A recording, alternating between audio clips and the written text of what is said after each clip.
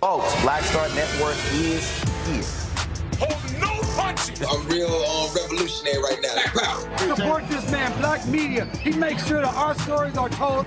Thank you for being the voice of Black America, Roland. Stay black. I love y'all. All momentum we have now, we have to keep this going. The video looks phenomenal. See, this difference between Black Star Network and Black-owned media and something like CNN. You can't be Black-owned media and be scared. It's time to be smart. Bring your eyeballs home. You dig?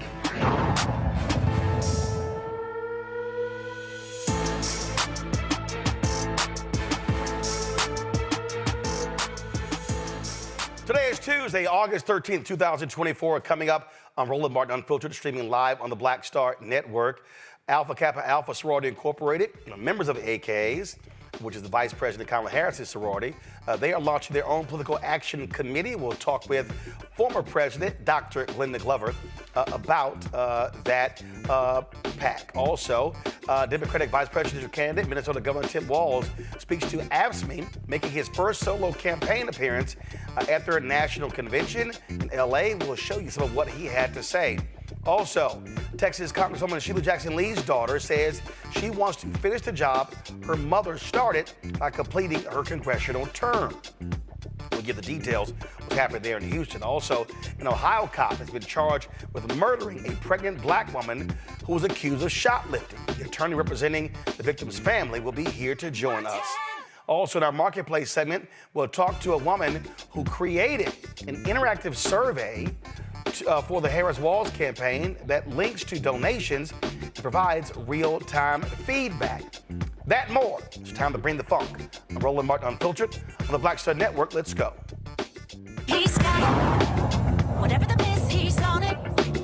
Whatever it is, he's got the scoop, the fact, the find. And when it breaks, he's right on time and it's rolling. Best believe he's knowing. Putting it down from sports to news to politics. With entertainment just for kicks, he's rolling.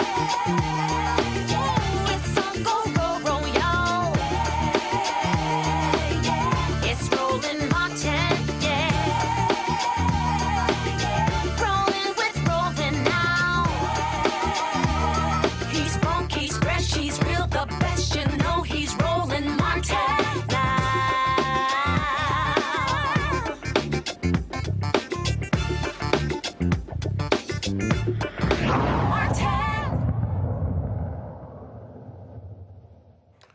So a lot of people, when you hear about nonprofits, they assume that they cannot be involved in politics. Now, organizations cannot endorse candidates as an organization, but they can be involved in public policy issues.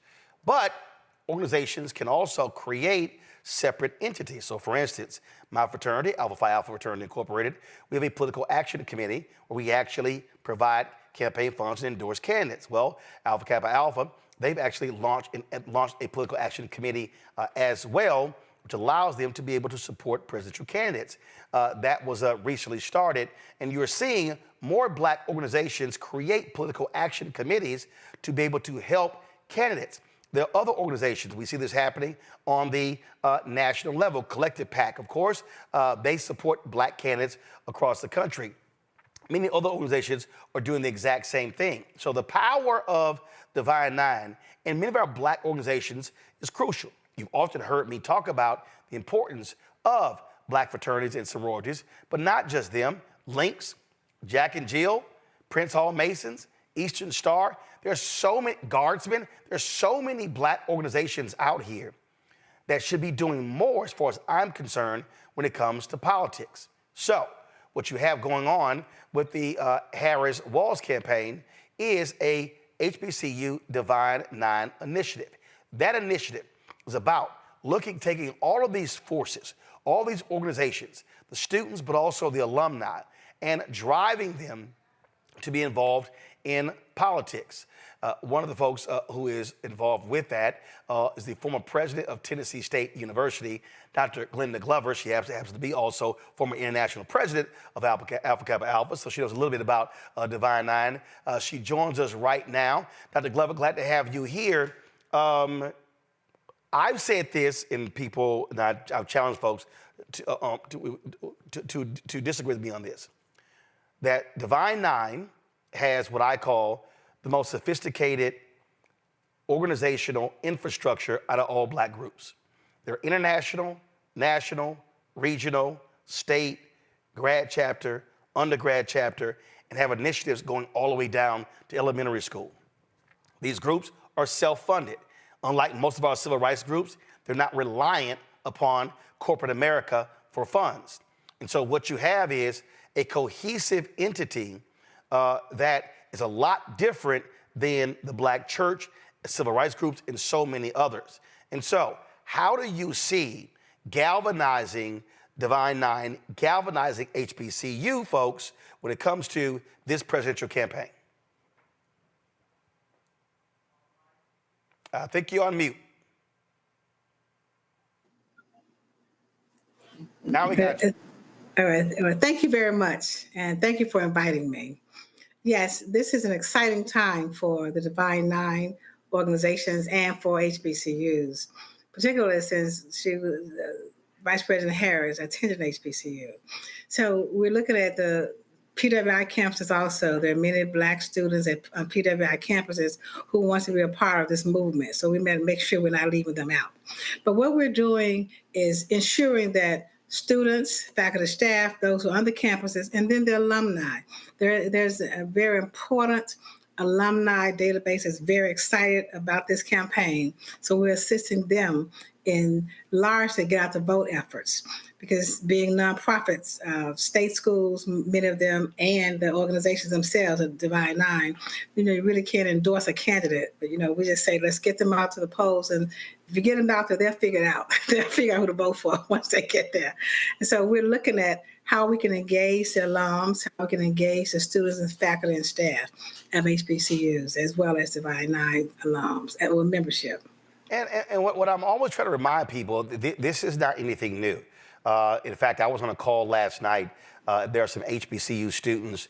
They want to do a call very similar to Win with Black Women, Win with Black Men, and the other calls that were done. And what we've seen is this is not just the first time. I had to explain in national media.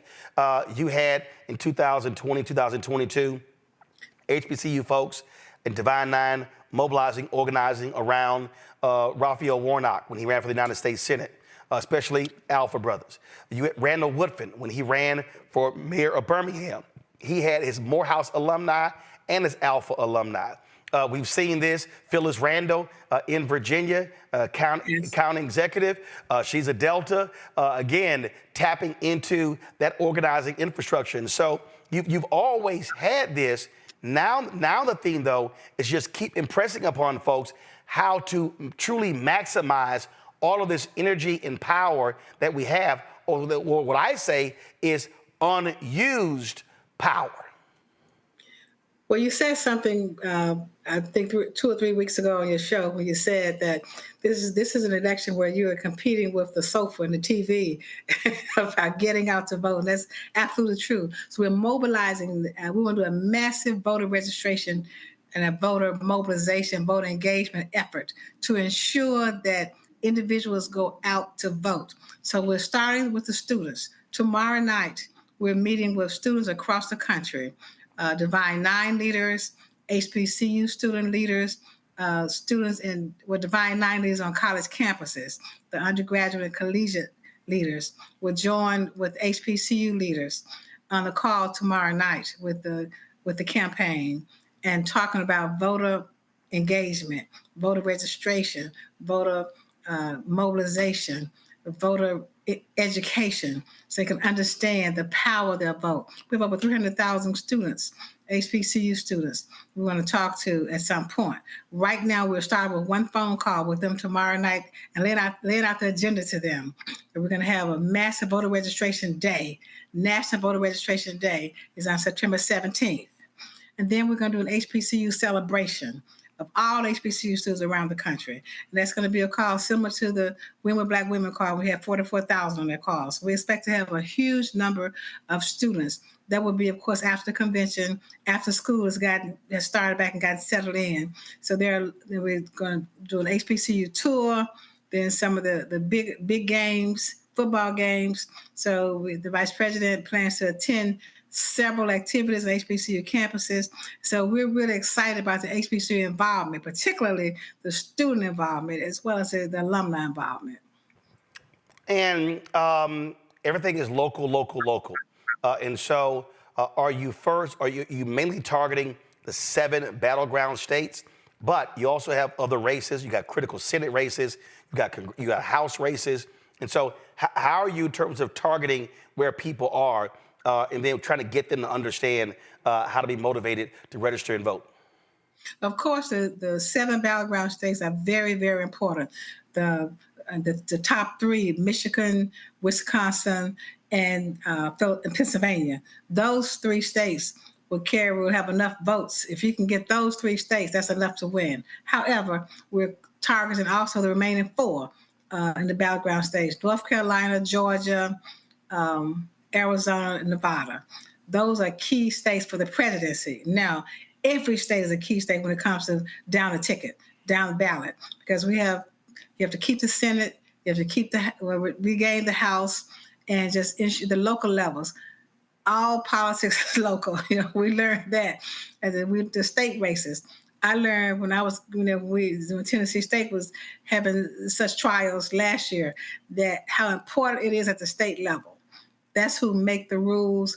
That's who can ensure the perpetuity of your university. That's who can give you the right board. That's who can give you the right presidents. And so the state levels, that cannot be overstressed. And then, of course, the city council, every race is important. That's why we want to make sure those down the ballot races, that's why we're going to every single state to ensure that we have a presence on the down ticket races. And again, those things, absolutely matter. And so data collection is also important. How are y'all focused on that? I'm always trying to tell people, I hate when people have events and they have rallies and they don't collect data who's there, because then you got nobody to follow up with. Absolutely. That's what we're doing. We've set up the website so that each school will be represented on the website. Each HBCU will be on the website. They can click on their school and find out all about the voting requirements. When is the last day to register to vote? The absentee ballots, the mail-in ballots, the polling places. And we're going to have a plan laid out by state, because as you know, everything is done by state, on state level. So we're breaking it down. So when you click on your school, you will know that. But you have to register first to get on the call. That's how you collect data, so you can follow up to make sure that we met their needs. If you have any questions, you have any comments, any suggestions. But the younger minds, that's what we're going after. That's what we train every day. We can train that young mind to think politically, to think about what their vote, and get them excited, keep them excited, enthusiastic about this race. So yes, that's a good data point to make sure we have the information from the students who are participating. All right. Dr. Glenda Glover, we surely appreciate it. Thank you so very much. Good luck with that. I can't wait to see it in action in the fall. But thank you very much, and thank you for all that you do. All right, thanks so much. All right, folks, when we come back, we're going to talk about this with our panel, also talk about the AKs creating their PAC and how more of us need to be very much involved in the political process on the funding side as well. You're watching Roland Martin Unfiltered right here on the Black Star Network. Coming soon to the Black Star Network. I still have my NFL contract in my house. Having a case. It's 4 of them, for my 4-year contract. I got a $600,000 signing bonus. My base salary for that first year was $150,000. Matter of fact, $150,000. $150,000. That's what I made. $150,000. Now think about it. My signing bonus was a forgivable loan, supposedly. When I got traded to the Colts, they made me pay back my signing bonus to them. I had to give them their $600,000 back. Wow. Yeah, I was so pissed. Because, man, I try to be a man of my word. I'm like, you, I'll give you your money back. You know, even though I know I earned that money, right. I gave them money back. I gave them $600,000 back. But yet, I was this malcontent. I was a bad guy. I'm about the money. It wasn't about the money. It was about doing right. Because I looked at, because you look at contract. Look at John Edwards. John Edwards was making $1 million, $800,000. I was making $150,000. I mean, I was doing everything. And I'm like, but yet I was, man, I got so many letters, you know, so I just play for free and all that kind of stuff. I mean, you don't forget that kind of stuff. Right. That stuff is hurtful.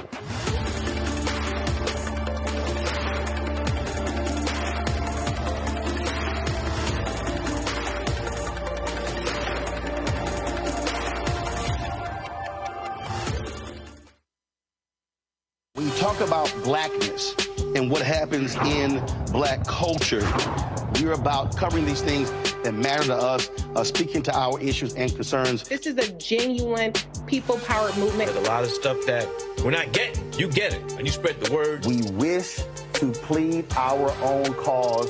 Too long have others spoken for us. We cannot tell our own story if we can't pay for it. This is about covering us. Invest in black-owned media. Your dollars matter. We don't have to keep asking them to cover our stuff. So please support us in what we do, folks. We want to hit 2,000 people, $50 this month, raise $100,000. We're behind $100,000, so we want to hit that. Y'all money makes this possible. Checks and money orders go to P.O. Box 57196, Washington, D.C. 20037-0196. The Cash App is $RM Unfiltered. PayPal is R Martin Unfiltered. Venmo is RM Unfiltered. Zelle is Roland at RolandSMartin.com. Next on A Balanced Life, we're talking everything from prayer to exercise to positive affirmations and everything that's needed to keep you strong and along your way. That's on a next A Balanced Life with me, Dr. Jackie, on Black Star Network. Next on the Black Table with me, Greg Carr. It's a rare occasion when a course taught in high school becomes a topic of national conversation, let alone a burning controversy. But that's exactly what happened with Advanced Placement African American Studies, courtesy of a certain Southern governor who's taking offense. On our next show, we take you inside the classroom for an up-close look at the course through the eyes of the teachers that teach it, the students that are taking it, and the communities that surround them. And so many of the kids we saw, the truth. And it just impacts those kids in such a big way. A master teacher round table on the next Black Table that you do not want to miss, right here on the Black Star Network. What's up, everybody? It's your girl, Latasha from the A. And you're watching Roland Martin Unfiltered.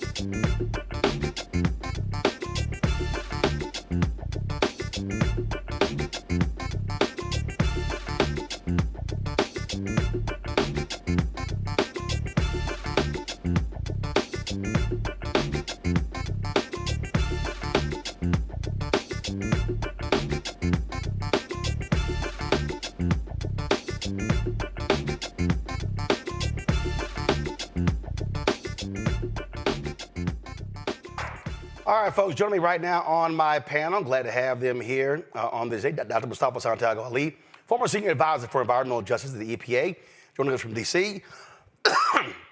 Nola Haynes, Georgetown University School of Foreign Service, joining us from D.C. as well. Dr. Larry J. Walker, assistant professor, University of Central Florida, joining us from Orlando. Glad to have all three of you here. Mustafa, I want to start with you.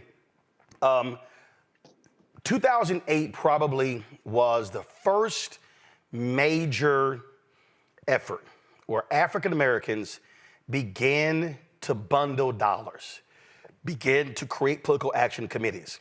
And that was with, of course, the election of President Barack Obama. You saw smaller efforts in different cities where you had Chicago, Atlanta, and others.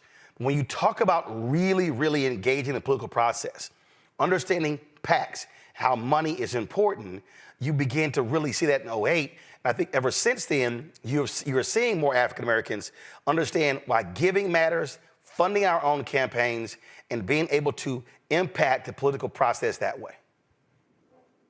Yeah, without a doubt. I mean, money is a big part of politics.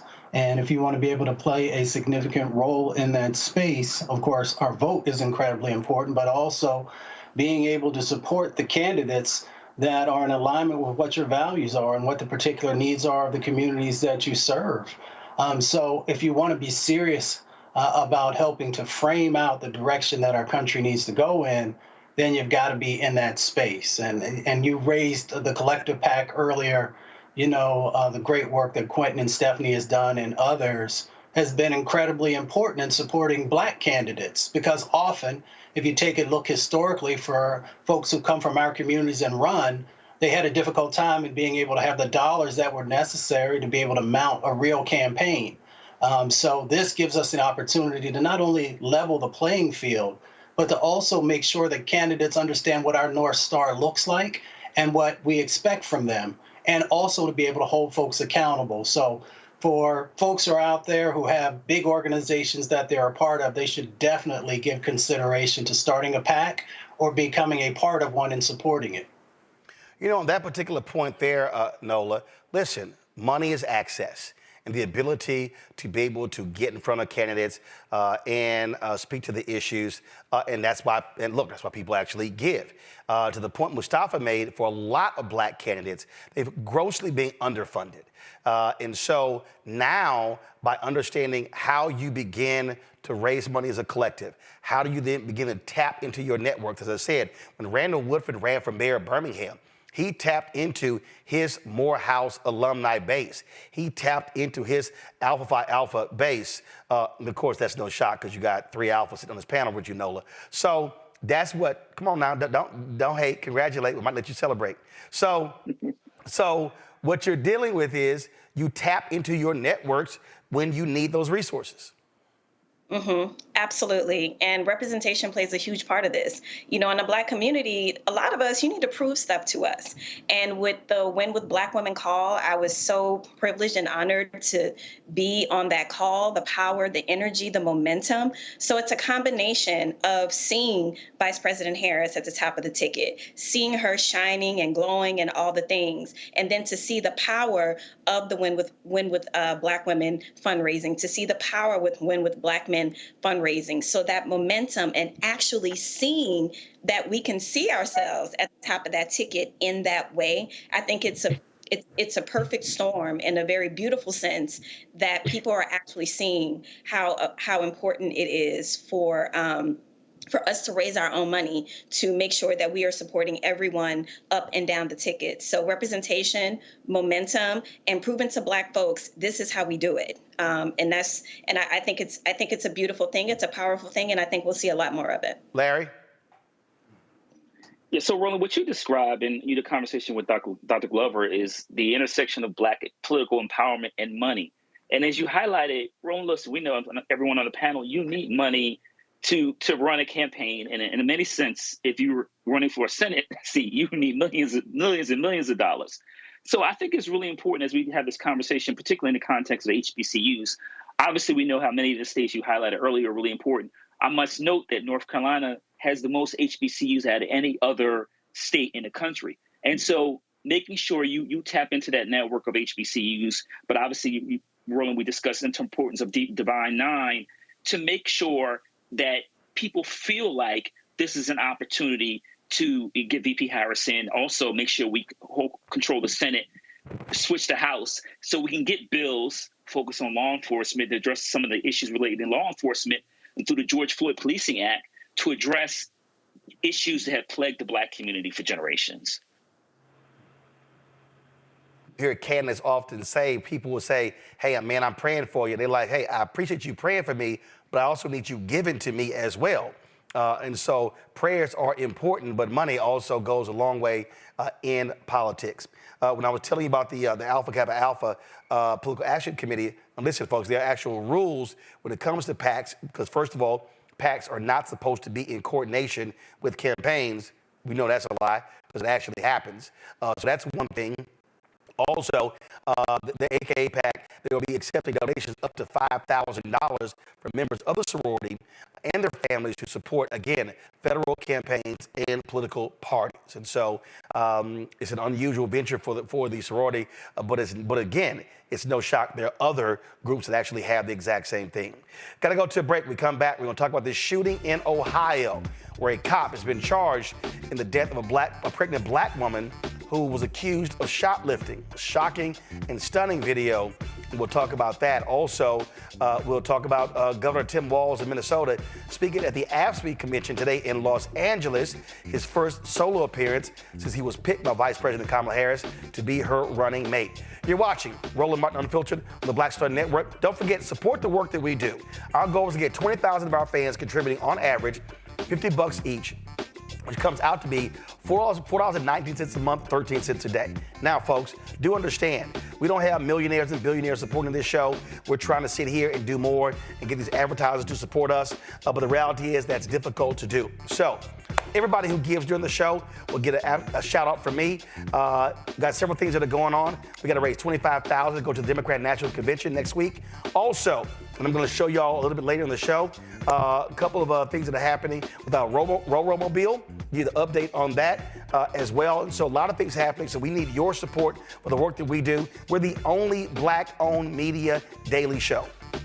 Ain't nobody else out here, y'all. What we do every single day with this show and the Black Star Network and the shows that we have there, nobody else is doing. The Griot and Byron Allen cancel all of their shows. They're gone. Didn't even last 1 year. Black Enterprise? Nope. TV One? Nope. Essence? Nope. Blavity? Nope. Rolling Out? Nope. All of these folks are not doing what we do every single day, giving you quality news and information that you cannot find anywhere else. So, send your check and money order, P.O. Box 57196, Washington, D.C., 20037-0196. Cash App, $RM Unfiltered. PayPal, R Martin Unfiltered. Venmo is RM Unfiltered. Zelle, Roland at RolandSMartin.com. Roland at RolandMartinUnfiltered.com. We'll be right back. Hatred on the streets, a horrific scene, a white nationalist rally that descended into deadly violence. White people are losing their damn minds. As an angry pro-Trump mob storms the U.S. Capitol, we're about to see the rise of what I call white minority resistance.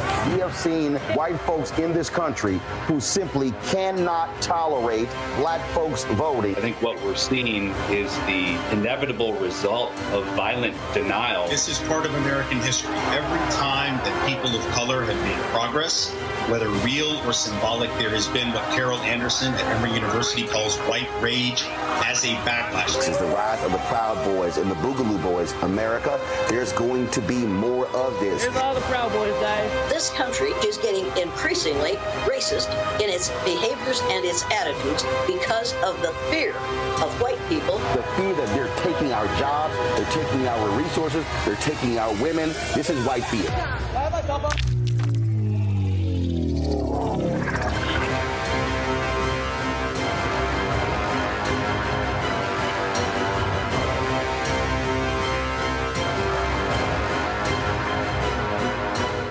Hello, I'm Jamia Pugh. I am from Coatesville, Pennsylvania, just an hour right outside of Philadelphia. My name is Jasmine Pugh. I'm also from Coatesville, Pennsylvania. You are watching Roland Martin Unfiltered. Stay right here.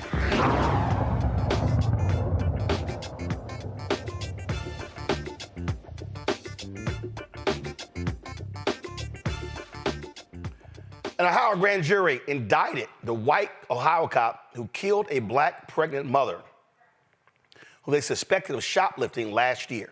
That cop was indicted on a murder charge. Blendon Township police officer Connor Grubb is facing 4 counts of murder, 4 counts of felonious assault, and 2 counts of involuntary manslaughter. On August 23rd, Grubb and other officers responded to the report of a woman stealing alcohol from the Kroger store. Once confronted in the parking lot, Young tried to drive away, and that's when Grubb opened fire into her car. Young and her unborn child did not survive. Watch this video. Out of the car. Out of the car. Out of the car. Out of the car. Clinic 7, back in service, 1828. Get out of the car. Then get out. No, then get out. Get out of the fucking car. Get out of the car. Get out of the fucking car. Get out of the car. Shots fired. Shots fired. Stop the goddamn car. Stop the goddamn car. We're going to have a 34 on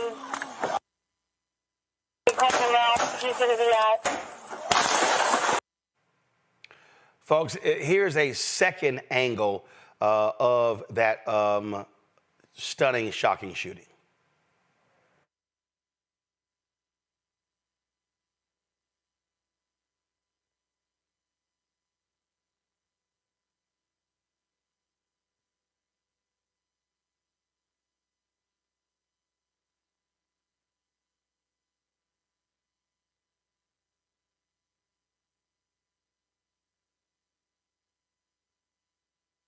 Angle here of this particular shooting of Takia Young, folks.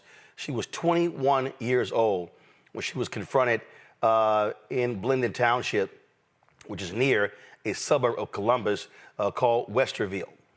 Joining us right now is Sean Walton, the attorney for the family. Sean, glad to have you here. They concluded that the action this officer took was completely unnecessary, correct? Correct.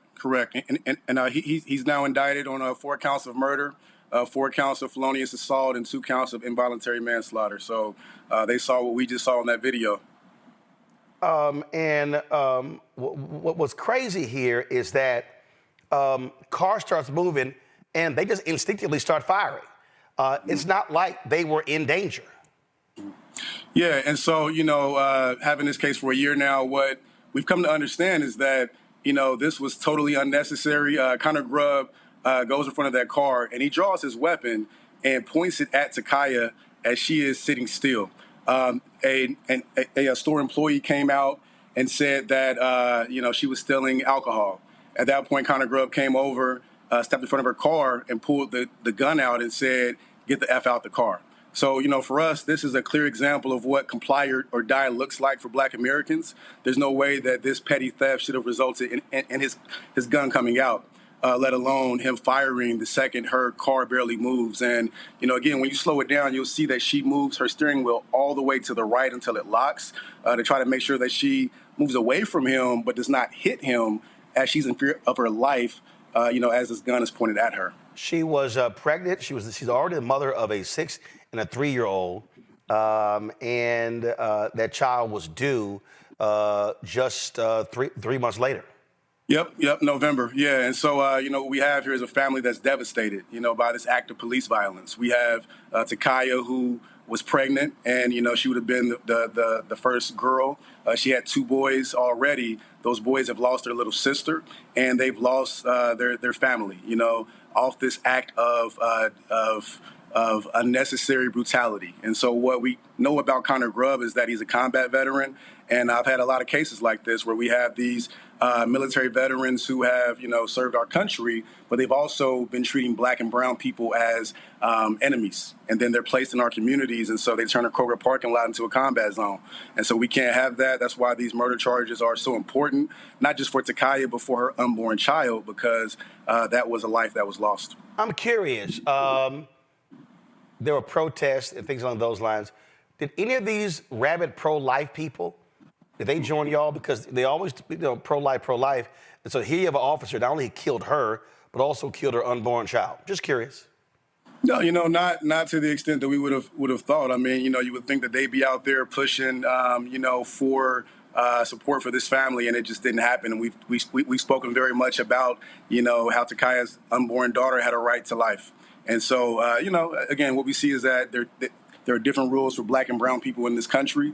But at the same time, our hope is that through, pushing accountability here, we can ensure that the Constitution and the laws of this country work for Black and brown people as well.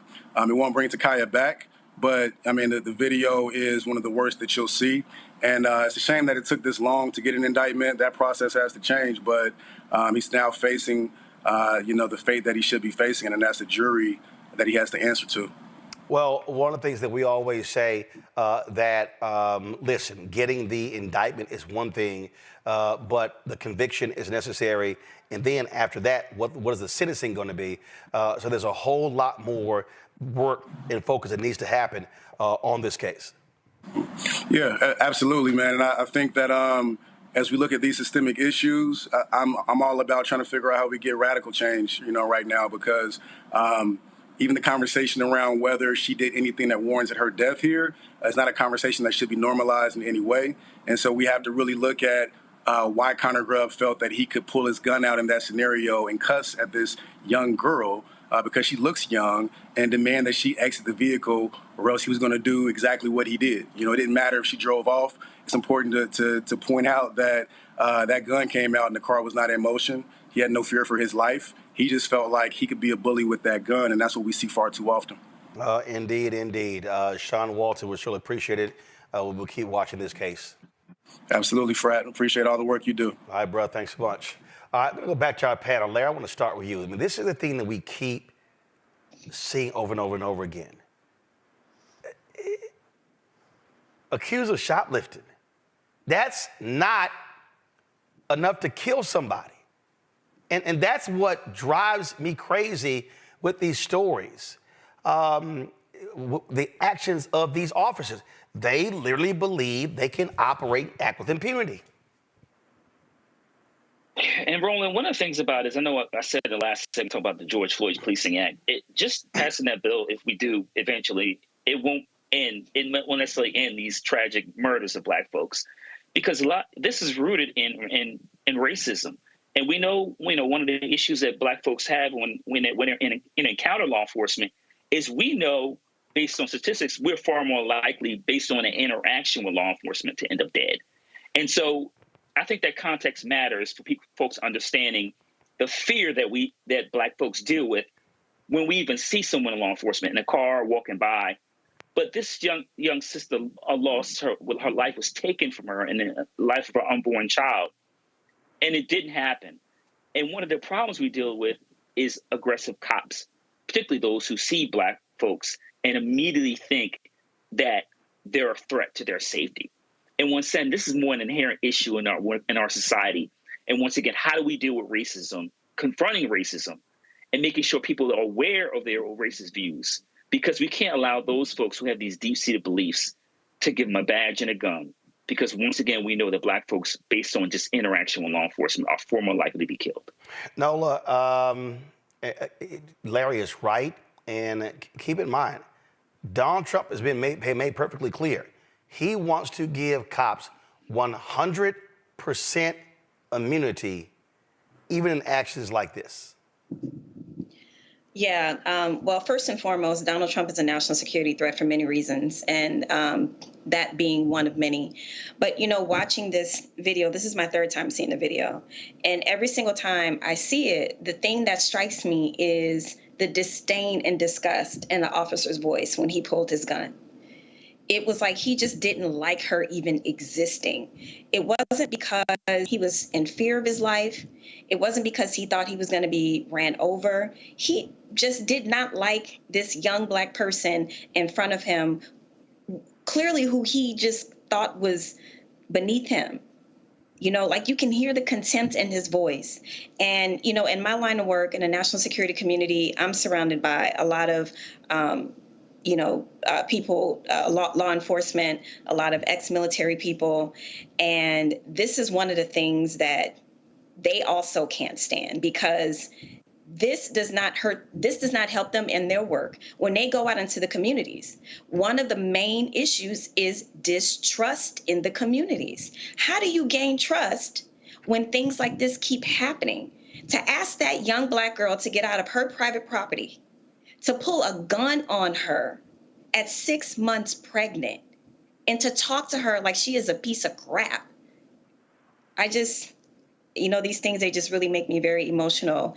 And this is another reason why Donald Trump and his ilk cannot get into office, because you're absolutely right, Roland. We will be getting gunned down and murdered left, right, and center. Mustafa. Well, we just got to pay attention. Like you mentioned before, Project 2025, is also focused on taking rights away from us. But, as I've shared before, and I share it from experience, that everyone is not meant to be a police officer.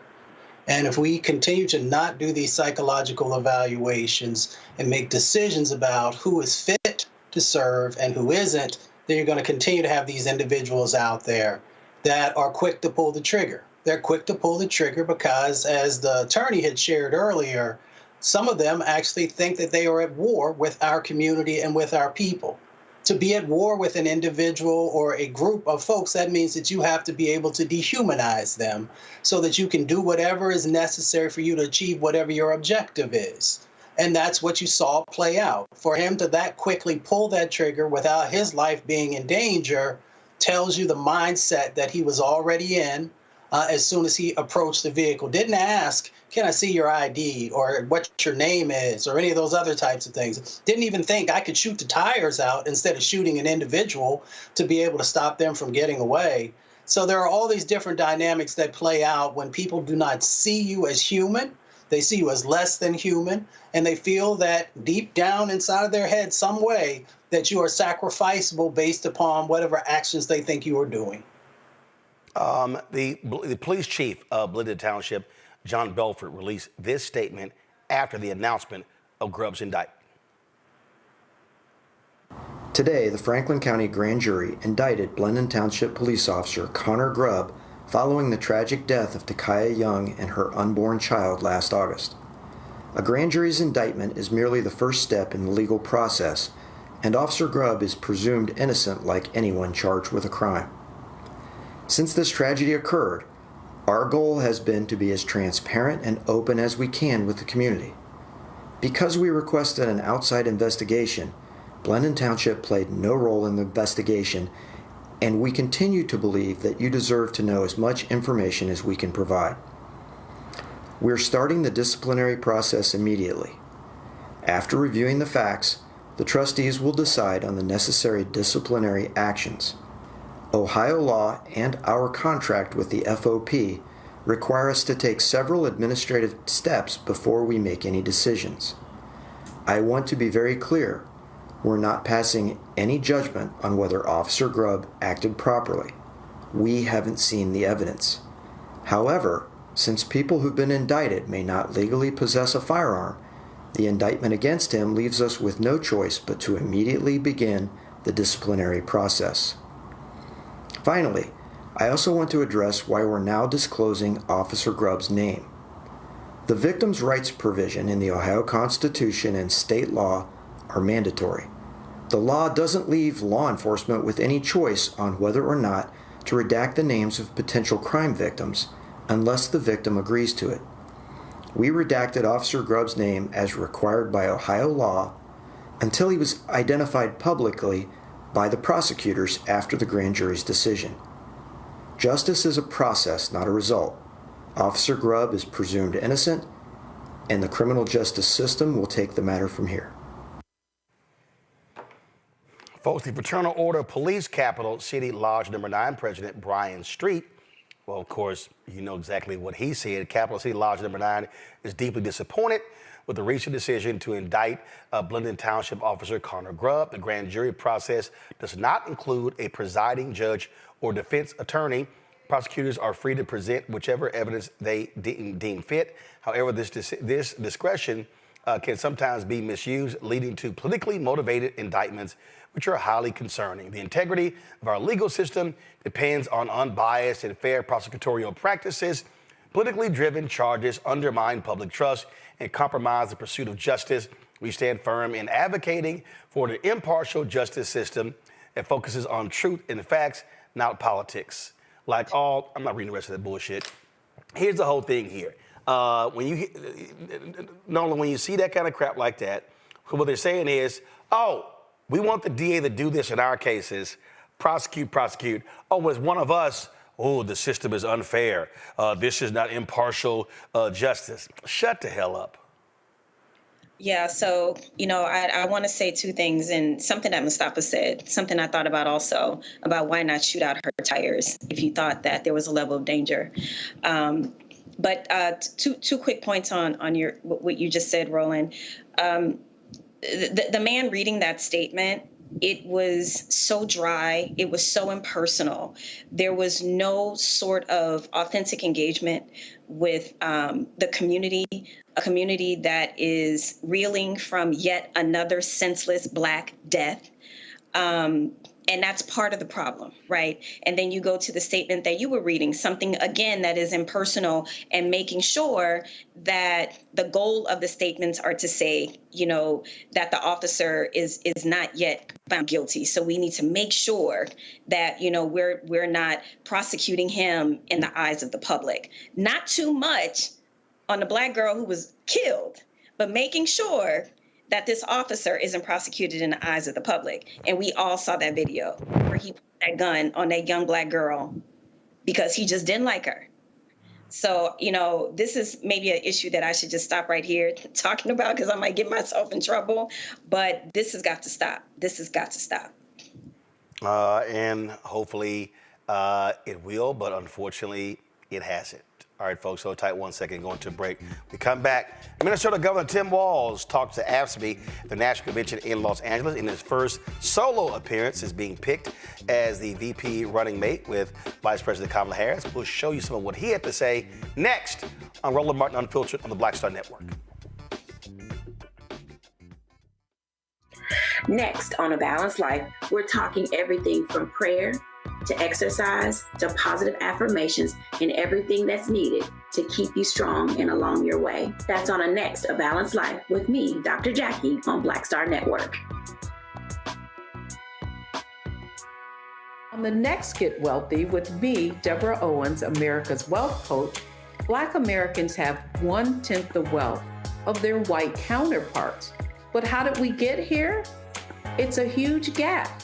Well, that's why we need to know the history and what we need to do to turn our income into wealth. Financial author and journalist Rodney Brooks joins us to tell us exactly what we need to do to achieve financial success. You can't talk about why we are, as Black people, where we are, unless you talk about how we got here. Bridging the Gap and Getting Wealthy, only on Black Star Network.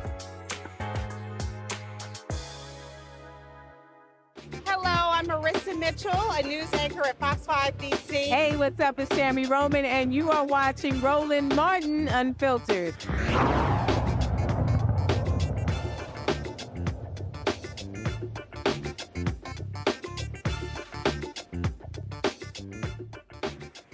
All right, folks, today in Los Angeles, Minnesota Governor Tim Walz actually was speaking at the AFSCME Commission, the American Federation of State, County, Municipal Employees. This was his first solo speech since he was picked by Vice President Kamala Harris to be her running mate on the Democratic side. Of course, you see right there him embracing Lee Saunders. Lee, of course, my alpha brother. He is the president and CEO of AFSCME. And of course, the cable networks did not cover this. No shock. If Donald Trump was speaking, they would. But that's why we have black-owned media, and when you own it, you can do what you want to do. So here is some of what he said. We also live streamed his speech on the Black Star Network. So if you want to see the whole speech, go to our YouTube channel or go to the Black Star Network app. Let's roll it. You know, you can tell a lot about people in their personal lives. He spent a decade stiffing service workers from dishwashers, waiters, and carpenters on his own properties to enrich himself. As president, he cut overtime benefits for millions of workers, and he opposed any effort to raise the minimum wage. That's all you need to know. You don't have to ask twice. We know who they are. A guy who goes to Mar-a-Lago, and this is a direct quote, he sits there and tells his friends, "You're rich as hell and we're going to cut your taxes." I believe him when he says that. But he also turns around and tells workers their wages are too high. I keep bringing this up. Who do you know who's asking to cut taxes on billionaires while stiffing working people? I don't know anybody. And I'll tell you what, I think there's a lot of people think that they're on his side or voting for him, that when you put it to them like that, they start thinking things differently. This is where we need to talk to our neighbors. We need to engage. And I'll tell you, his running mate, I don't know if that was a value add to this campaign or not, but he's one of 4 senators, 4, that has never cast a vote on a pro-worker bill in his life. Not once. A stop clock's right twice a day. This guy can't get it right once. Not once for workers. And by the way, these guys are even attacking me for my record of service. And I just want to say, I'm proud to serve my country, and I always will be.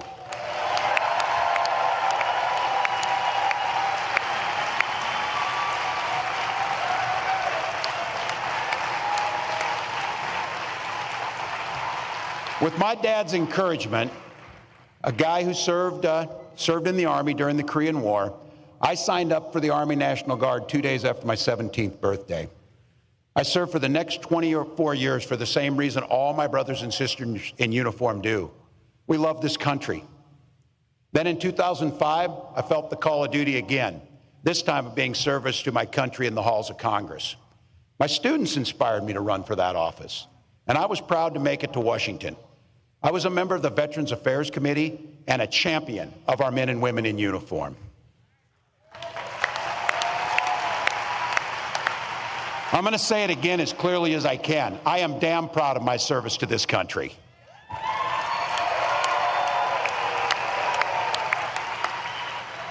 And I firmly believe you should never denigrate another person's service record. To anyone brave enough to put on that uniform for our great country, including my opponent, I just have a few simple words. Thank you for your service and sacrifice.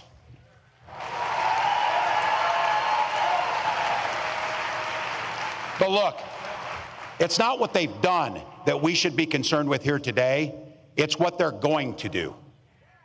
One of the clear goals of that Project 2025 to-do list is to put the screws to working people, making it harder for us to collectively bargain, allowing employers to drastically cut overtime or even eliminate it.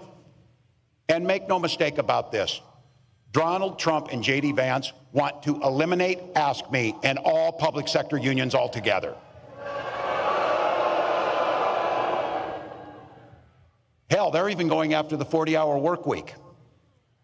Someone was joking and said, what's next, child labor? Oh yeah, that's in there too, by the way.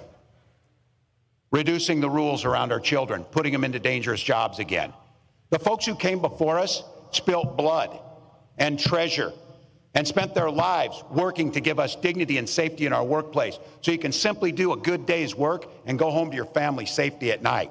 Project 2025 will take all that away. It'll also repeal what you worked so hard for, the Affordable Care Act and its protections against pre-existing conditions, and they'll gut Social Security and Medicare. I said this too. Look, I guess you can't blame them if you're billionaires. I don't know, but I'm guessing billionaires aren't waiting for their Social Security check to come in to get by. But I know people who are, like my mom, who depends on her entire retirement on Social Security benefits, that she earned, by the way, and that we have. we should have every expectation that we're not cutting taxes for the wealthiest while we hurt the most vulnerable amongst us. So be clear. Trump's playing dumb. Oh, I don't know about 2025. Some of you heard this say it, because I'm not ever closing the yearbook on this. I'm a football coach at heart. And I'll tell you one thing I know for sure is, if you're going to take the time to draw up a playbook, you're damn sure going to use it. So don't think that they're not going to use that playbook they drew up, because they're going to. But I want to be clear. It's your neighbors, it's our friends that have been in this. I'm not talking about them.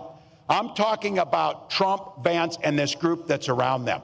Because some of you in here with no or gray hair like me can remember when Republicans actually stood for and talked about freedom. We know they're there. We know those are our relatives. But it turns out that this guy means that freedom should be for the freedom of government to go into your exam room and tell you about your choices. You've heard me say it. This is not hard. In Minnesota, we respect our neighbors and we respect their personal choices. Now look, it's not difficult. I might not agree with my neighbor's choices or make the same one. But this country's great because we have a golden rule that makes things work. We mind our own damn business on those things. We mind our own damn business. Why would you think I need your advice to tell me what books I can and cannot read, or when to have a family, or how to have a family, or what religion to worship, or how to organize?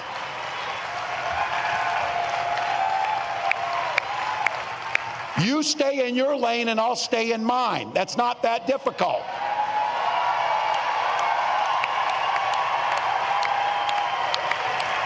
So be clear. You watch our next president as she comes out on stage and she comes out to a song about freedom. When she's talking about freedom, she means you're free to make your own health care decisions. You don't need us. You don't need us. And as a school teacher, I'll tell you what, children should be free to go to school without worrying about being shot dead in their classrooms.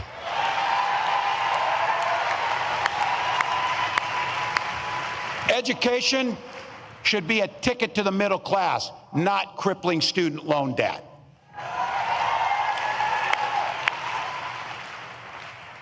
Here's the thing. We don't have that long to go here, but think about the future that we can create. We know what the past is. We know what these guys are going to do because they wrote it for us. Convenient of them to write it in Project 2025, so we know that. That's not the future we want. We want the future, and here's exactly what Vice President Harris will do when she gets to the White House. As president, Vice President Harris said she will sign the PRO Act and the Public Service Freedom Negotiation Act right into law. Done. We will stand together on the fundamental principle to collectively bargain for your own lives and your own jobs.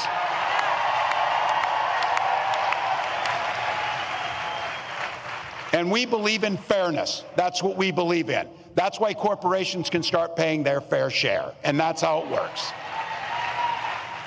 At the same time, what we did in Minnesota is lower taxes for the working folks, and we have the fairest tax system in the country, and things work out pretty well. We can protect Social Security. And something we did, and I want to thank, I know they're in here, my Minnesotans who are in the House. It was AFSCME that put into place the most generous paid family and medical leave in the country in Minnesota.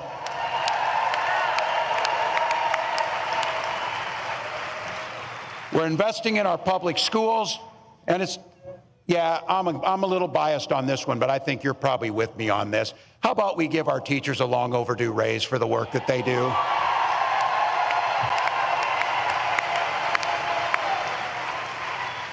All right, I know you've heard these speeches, big order, optimistic or whatever.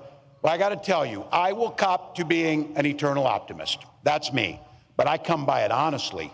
I supervised the damn high school lunchroom for 20 years. You do not survive that job without being an optimist, I will guarantee you. And I also think you've heard me say this, hope is the most powerful word in the English language. It was so powerful for when my wife and I first had our first child, we named our daughter Hope. But my wife often reminds me, hope is a great word and a beautiful name, but it's not a damn plan. We can't hope that we defeat Donald Trump. We can't hope that we can collectively bargain. We can't hope we protect Social Security. We can't hope that we address climate change. You don't hope to win.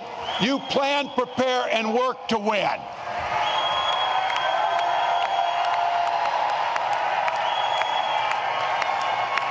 Look at this place. This place is filled with people who like hard work. These are people who get up and enjoy hard work and know how to get it done.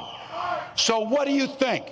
A room full of 1.4 million ASPE members, and this room here, how many voters do you think we could turn out in an hour? How many friends can we bring to the polls? We got over 4,000 people in this room. We won states by less than 10,000 votes in some cases. And I don't know about you, and I know it. This is going to be a close, tough race. It is going to be a tough one. But if each of us does an extra shift, an extra hour, a little bit more, we get to wake up on that morning after the election and know that the work we did transformed the lives for millions, transformed generations, impacted the world. Ask me. That's how it happens. That's how it happens. That's a plan. That's how the hope turns into the reality, turns into improved lives. It's just like that. We organize, we donate, we volunteer.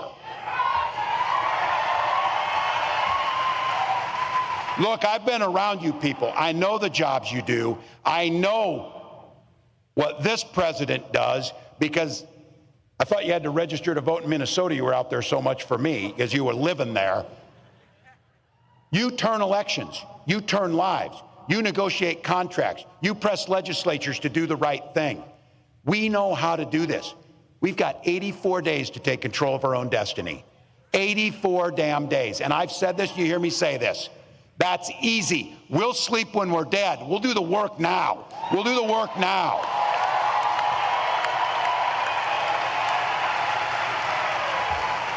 And you do it for the most beautiful and selfless reason, because you believe in the very soul of your being that you believe in the promise of what America can be. You believe we can all enter the middle class. You believe we can all have dignity. We believe we can all thrive. But you know what? We got to fight. Because as the next president of the United States says to me often, when we fight, we win. When we fight, we win. When we fight, thank you. Ask me. I think what you're seeing here, Larry, Governor Tim Walz is driving these Republicans crazy because they're so used to pigeonholing Democratic nominees. And so here you have somebody, veteran, they're trying to swift boat him. It ain't working. Listen, loves guns, loves to hunt. Oh, damn, a little hard to hit him on that one. Then, of course, teacher, coach. When you talk about that sort of resume, and he is coming off in many ways as just a regular guy. They can't try to hit him with, oh, he's a East Coast, West Coast, Hollywood elite. None of that stuff works. And that's why I think this pick was awesome. I know so many people wanted Josh Shapiro, the governor of Pennsylvania, but I love how by Vice President Kamala Harris picking him, it's driving them up the wall.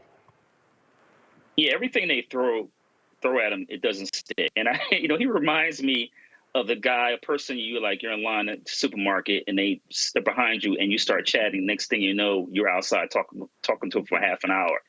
He's charismatic. And Roland, you're right. He checks a lot of boxes off: teacher, military vet, et cetera.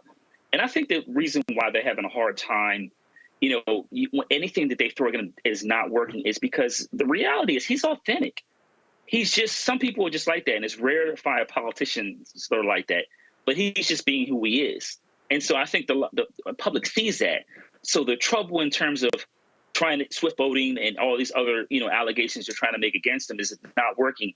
Is that he's authentic, and then on top of that, he's charismatic, and he comes across as kind of an everyday man who happens to be a governor of a state, and maybe possibly in the next couple of months, Vice President of the United States. And so, in contrast with J.D. Vance, who is a venture capitalist, who doesn't come across as authentic, and then that's why you got all the memes about dolphins and couches and everything else, because there's a lack of authenticity there, and people pick that up right away. Another thing here, Mustafa, that you're seeing, again, I talk about the contrast.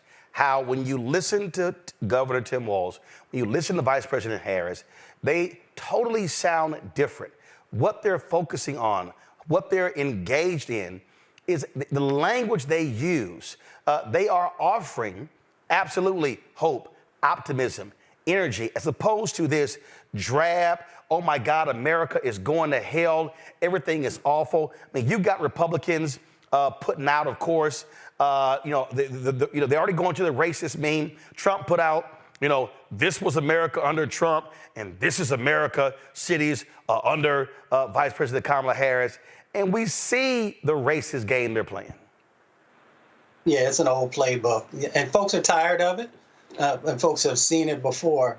And people appreciate that, both Vice President Harris and Governor Walz are bringing a message that resonates with folks and that folks are hungry for. People are tired of all the anger that comes from the right.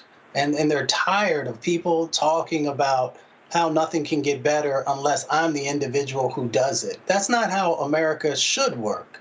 It is about we the people. It is about us coming together and believing in someone, but also making sure that we're working with them and also holding them accountable. And when you look at Vice President Harris and Governor Walz, those are individuals who receive that information and want it to actually be a part of how they're going to move forward. The other thing about Walz is that he has a track record. He has a track record not only as a governor, but also as a representative, and of course as a football coach, and all these things that people can actually see themselves reflected in. We all talk about representation matters. Now you have an individual who he's not rich. He didn't get his money in Silicon Valley or on Wall Street. They say he doesn't even invest in stock. He is an individual who they talk about, you need to pick yourself up by your bootstraps. Well, he's an individual who's been able to do that, along with Vice President Harris as well. So the reason that their message is resonating is because it is about hope, it is about joy, it is about a better day today and in the future. And that's what people want.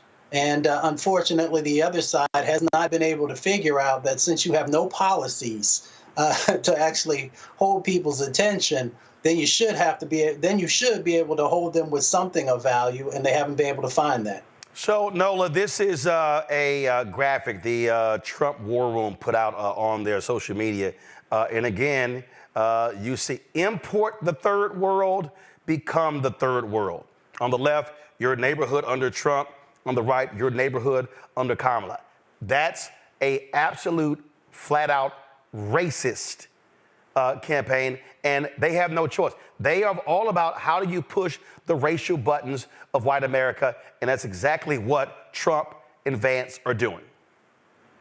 Yeah, it's ugly. It's ugly rhetoric. It's been ugly from day one. It will continue to be ugly. But under a Trump-Vance regime, they will absolutely enact it. I like to remind people that the first National Security Act of Trump's presidency was the 2017 travel ban that was followed up by the 2020 travel ban, right, where he called African countries assholes, right? So, I mean, the proof is in the pudding. This isn't just rhetoric. This, floating around Project 2025 isn't just something that those on the left are doing for propaganda's sake. It is a very real document. I've been in rooms, very important rooms, where it was talked about in a very serious manner. This thing is real. It exists. And I just want to say a few things. about Coach. The one thing that I love about Coach, first of all, hope is here. I want to start there. Yes, I'm Team Hope. I'm all about it. And Coach is relatable. And that's the thing with the magic with him and VP. They're both relatable. You know, I love the way that VP leans into her HBCU education.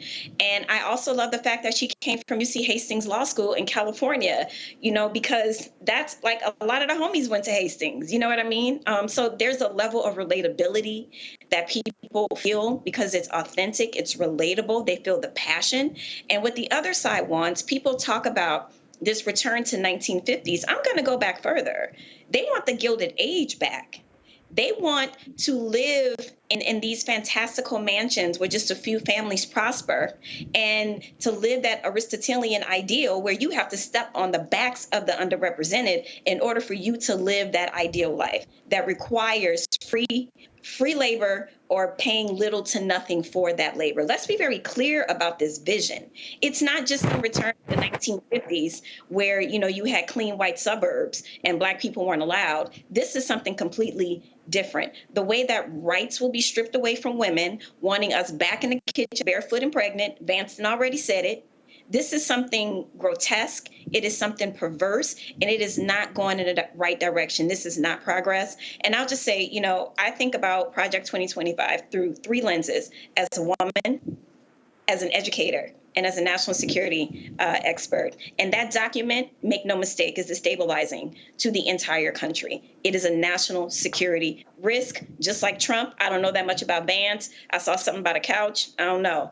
But, you know, all I'm saying is, you know, we gotta do what needs to get done, and hope is here, and I couldn't be more excited.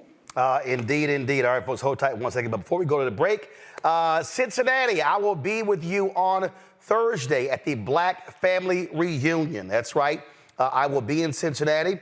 Of course, the Black Family Reunion celebration was founded by the National Council of Negro Women in 1989 to celebrate and recognize the strength of the African-American family throughout the nation. I'm going to be at, here's the location. I'm going to be at Corinthian Baptist Church, 1920 Tennessee Avenue in Cincinnati. The event begins at 7 o'clock, so I look forward to being in Cincinnati again on Thursday for the Black Family Reunion. So look forward to being there. I'll broadcast live the first hour while I'm there, and then, of course, I go speak, which will also carry on the Black Star Network. All right, folks, got to go to a break. We come back more on today's show. Don't forget, support us in what we do as well by joining our Bring the Funk fan club. Send your check and money order to P.O. Box 57196, Washington, D.C., 20037-0196. Cash App, $RM Unfiltered. PayPal, R Martin Unfiltered. Venmo is RM Unfiltered. Zelle, Roland at RolandSMartin.com. Roland at RolandMartinUnfiltered.com. Let me shout out Justin Blakeney, Michelle Cheek, Deidre Swindale, Arnold Tillman, William McKinnon, Martha Johnson, Claudia Douglas Smith, Celia Richardson, for all giving or doing today's show. If you want to support us as well, folks, please join the Bring the Funk fan club. Again, Cash App, $RM Unfiltered. PayPal, R Martin Unfiltered. Venmo is RM Unfiltered. Zelle, Roland at RolandSMartin.com. Roland at RolandMartinUnfiltered.com. And yesterday, y'all saw me wearing the t-shirt yesterday. Says, my black job is voting. You can actually order that shirt. You can get a 10% discount by using the promo code Roland. Go to DaciasDesigns.com, DaciasDesigns.com to get your shirt. My black job is voting. And again, some of the proceeds coming back to Roland Martin Unfiltered to help fund the initiative that we're doing. Go to the website or use the QR code right there on the right side. They have the shirt in multiple colors, all the Divine 9 colors and other colors as well. So if you want to get your My Black Job is Voting shirt, go to DaciasDesigns.com, DaciasDesigns.com. We'll be right back. On the next Get Wealthy with me, Deborah Owens, America's Wealth Coach, Black Americans have 1/10 the wealth of their white counterparts. But how did we get here? It's a huge gap.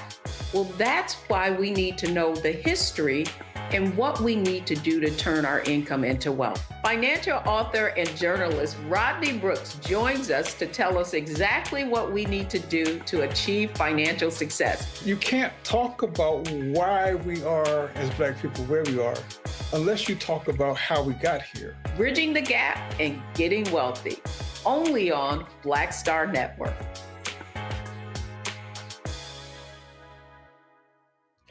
Next on A Balanced Life, we're talking everything from prayer to exercise to positive affirmations and everything that's needed to keep you strong and along your way. That's on a next A Balanced Life with me, Dr. Jackie, on Black Star Network.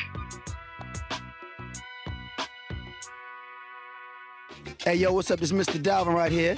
What's up? This is KC. Sitting here representing the JODECI, that's Jodeci, right here on Roland Martin Unfiltered.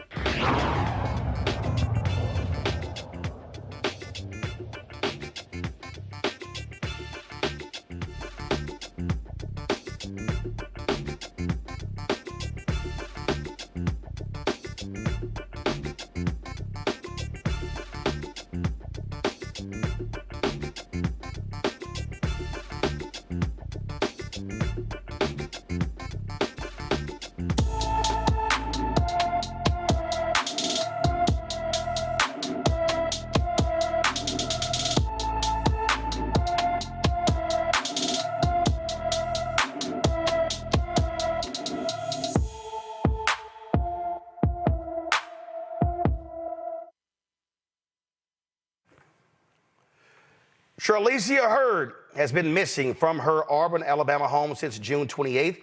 The 16-year-old is 5 feet 4 inches tall, weighs 120 pounds with black hair and brown eyes. Anyone with information about Charlicia Hurd should call the Auburn, Alabama Police Department at 334-501-3100, 334-501-3100.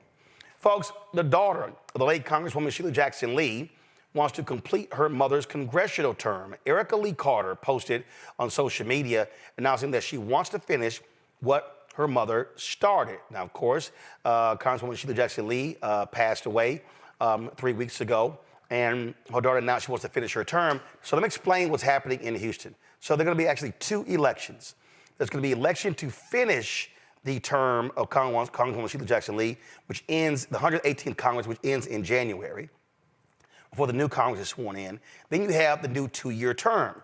Now, Sylvester Turner, former mayor of Houston, he announced that he was running. Now, what's interesting is that the children of Congresswoman Sheila Jackson Lee announced they were endorsing him for the seat.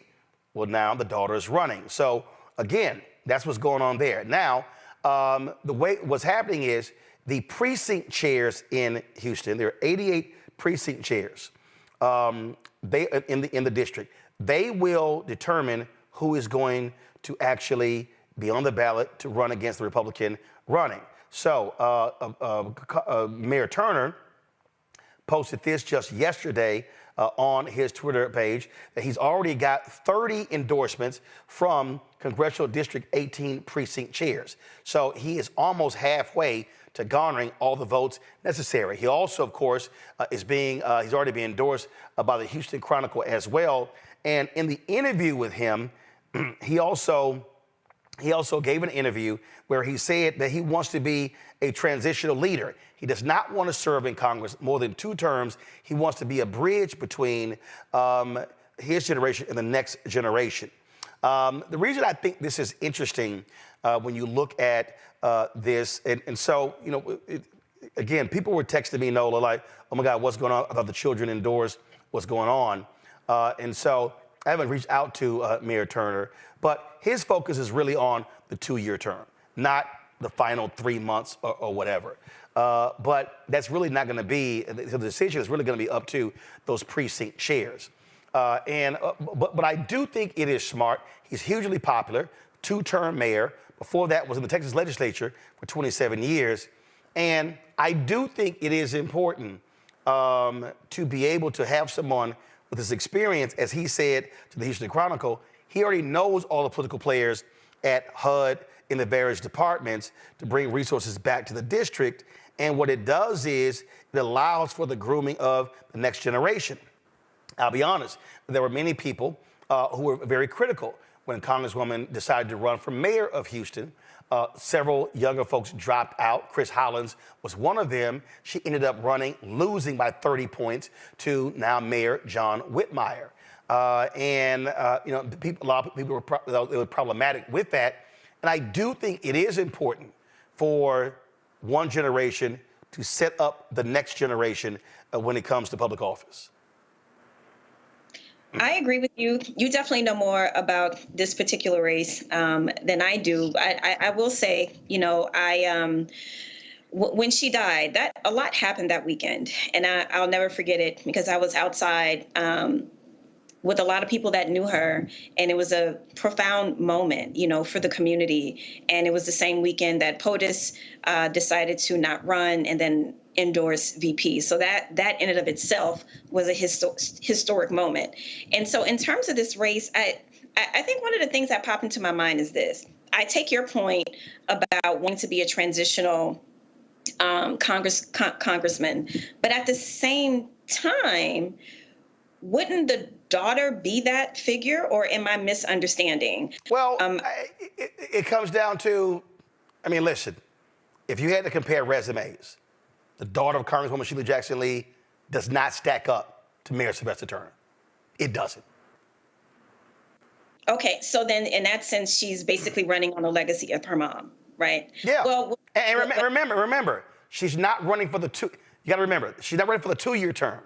She only wants to serve out the remaining of her term left, which essentially is now through January.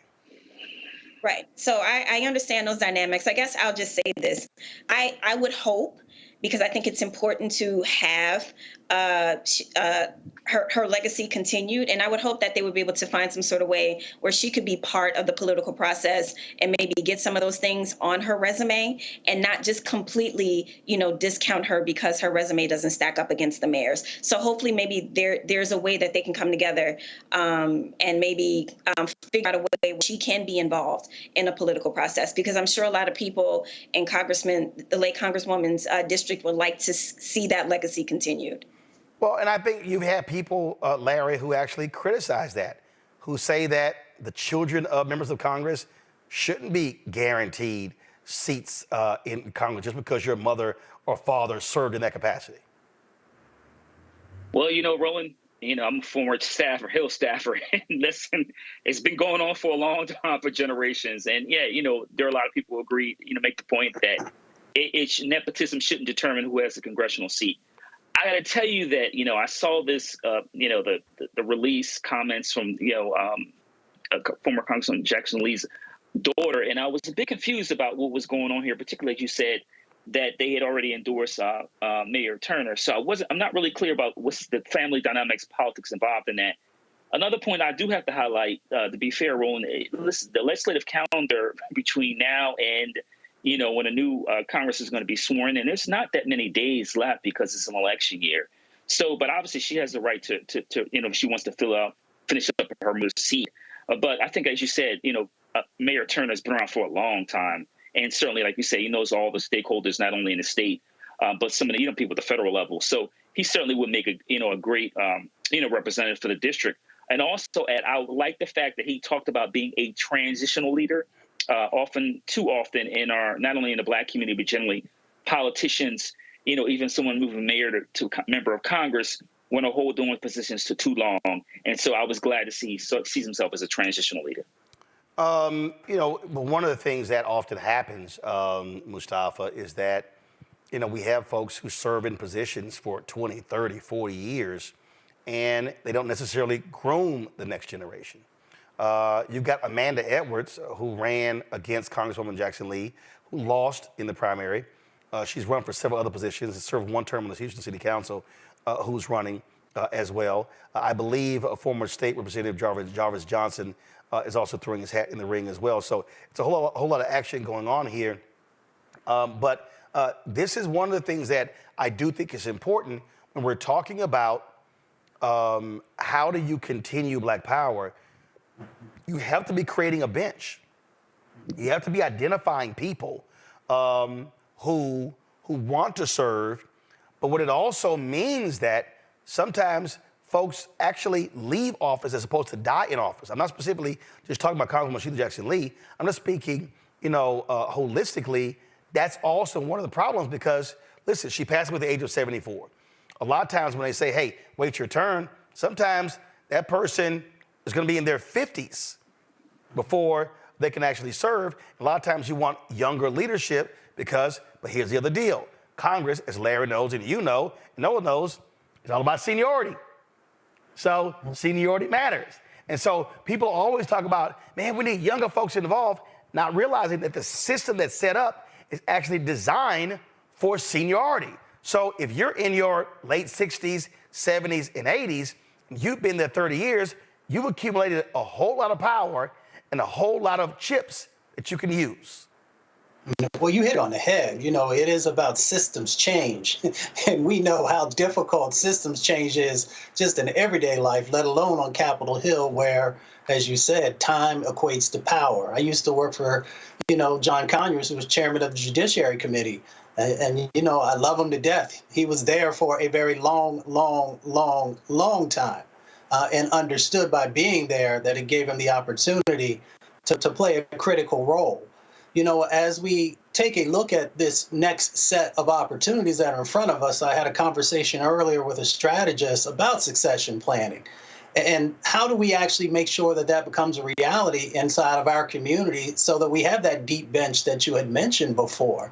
And that means that some of the ego needs to get left at the door. That also means that we've got to properly prepare folks to be able to move into these positions. But even before you get in there, that you make the right moves so that you have the skill sets and capacity that's necessary. And that's not just on the legislative side of the sort of agenda, if you will. It is really understanding these dynamics. How do you raise money? How do you not get caught up in some of the traps that we know that are out there for folks inside of our community and outside of our community? There are all these different dynamics that are a part of succession planning and making sure that we are helping the next sets of generations to have what they need, both the skills and the opportunities and the resources. And that means that if we're going to be serious about that, then folks are going to have to fund that. And we're going to have to make sure we get the right individuals who actually walk these halls and bend down these processes to become a reality. But it means that we've got to create space to make sure that people are ready. Indeed. Folks, let's go talk about Minnesota, where a white state trooper who killed a black motorist could be back on the job very soon. Ryan Longren was cleared in June of second-degree murder charges, the death of Ricky Cobb II during a 2023 traffic stop.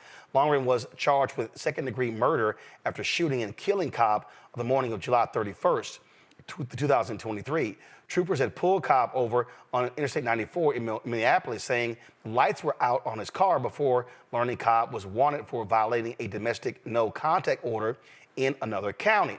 Troopers ordered Cobb out of the car, but he started to drive away, and Longren shot the man twice. He claimed he feared for his life, of his partner, and said Cobb was reaching for his state-issued pistol. Now that he no longer faces charges, Longren can be reinstated as a state trooper and must complete additional training. Keep in mind, the prosecutor wanted to charge him, but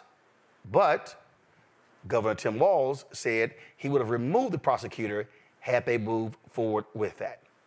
Gotta go to a break. We'll be right back. Roland Martin Unfiltered on the Black Star Network. Coming soon to the Black Star Network. I still have my NFL contract in my house. I have it in a case. It's 4 of them, for my 4-year contract. I got a $600,000 signing bonus. My base salary for that first year was $150,000. Matter of fact, $150,000. $150,000. That's what I made, $150,000. Now think about it. My signing bonus was a forgivable loan, supposedly. When I got traded to the Colts, they made me pay back my signing bonus to them. I had to give them their $600,000 back. Wow. Yeah, I was so pissed.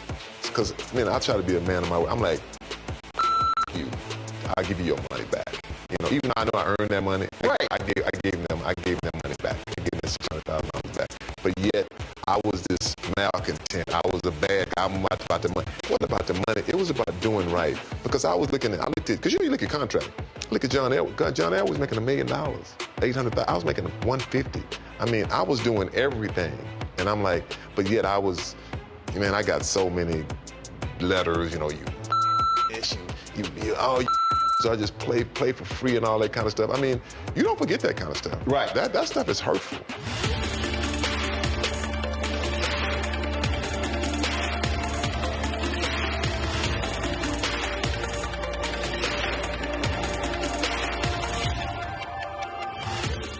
What's good, y'all? This is Doug E. Fresh, and you're watching my brother Roland Martin Unfiltered as we go a little something like this. Hit it. It's real.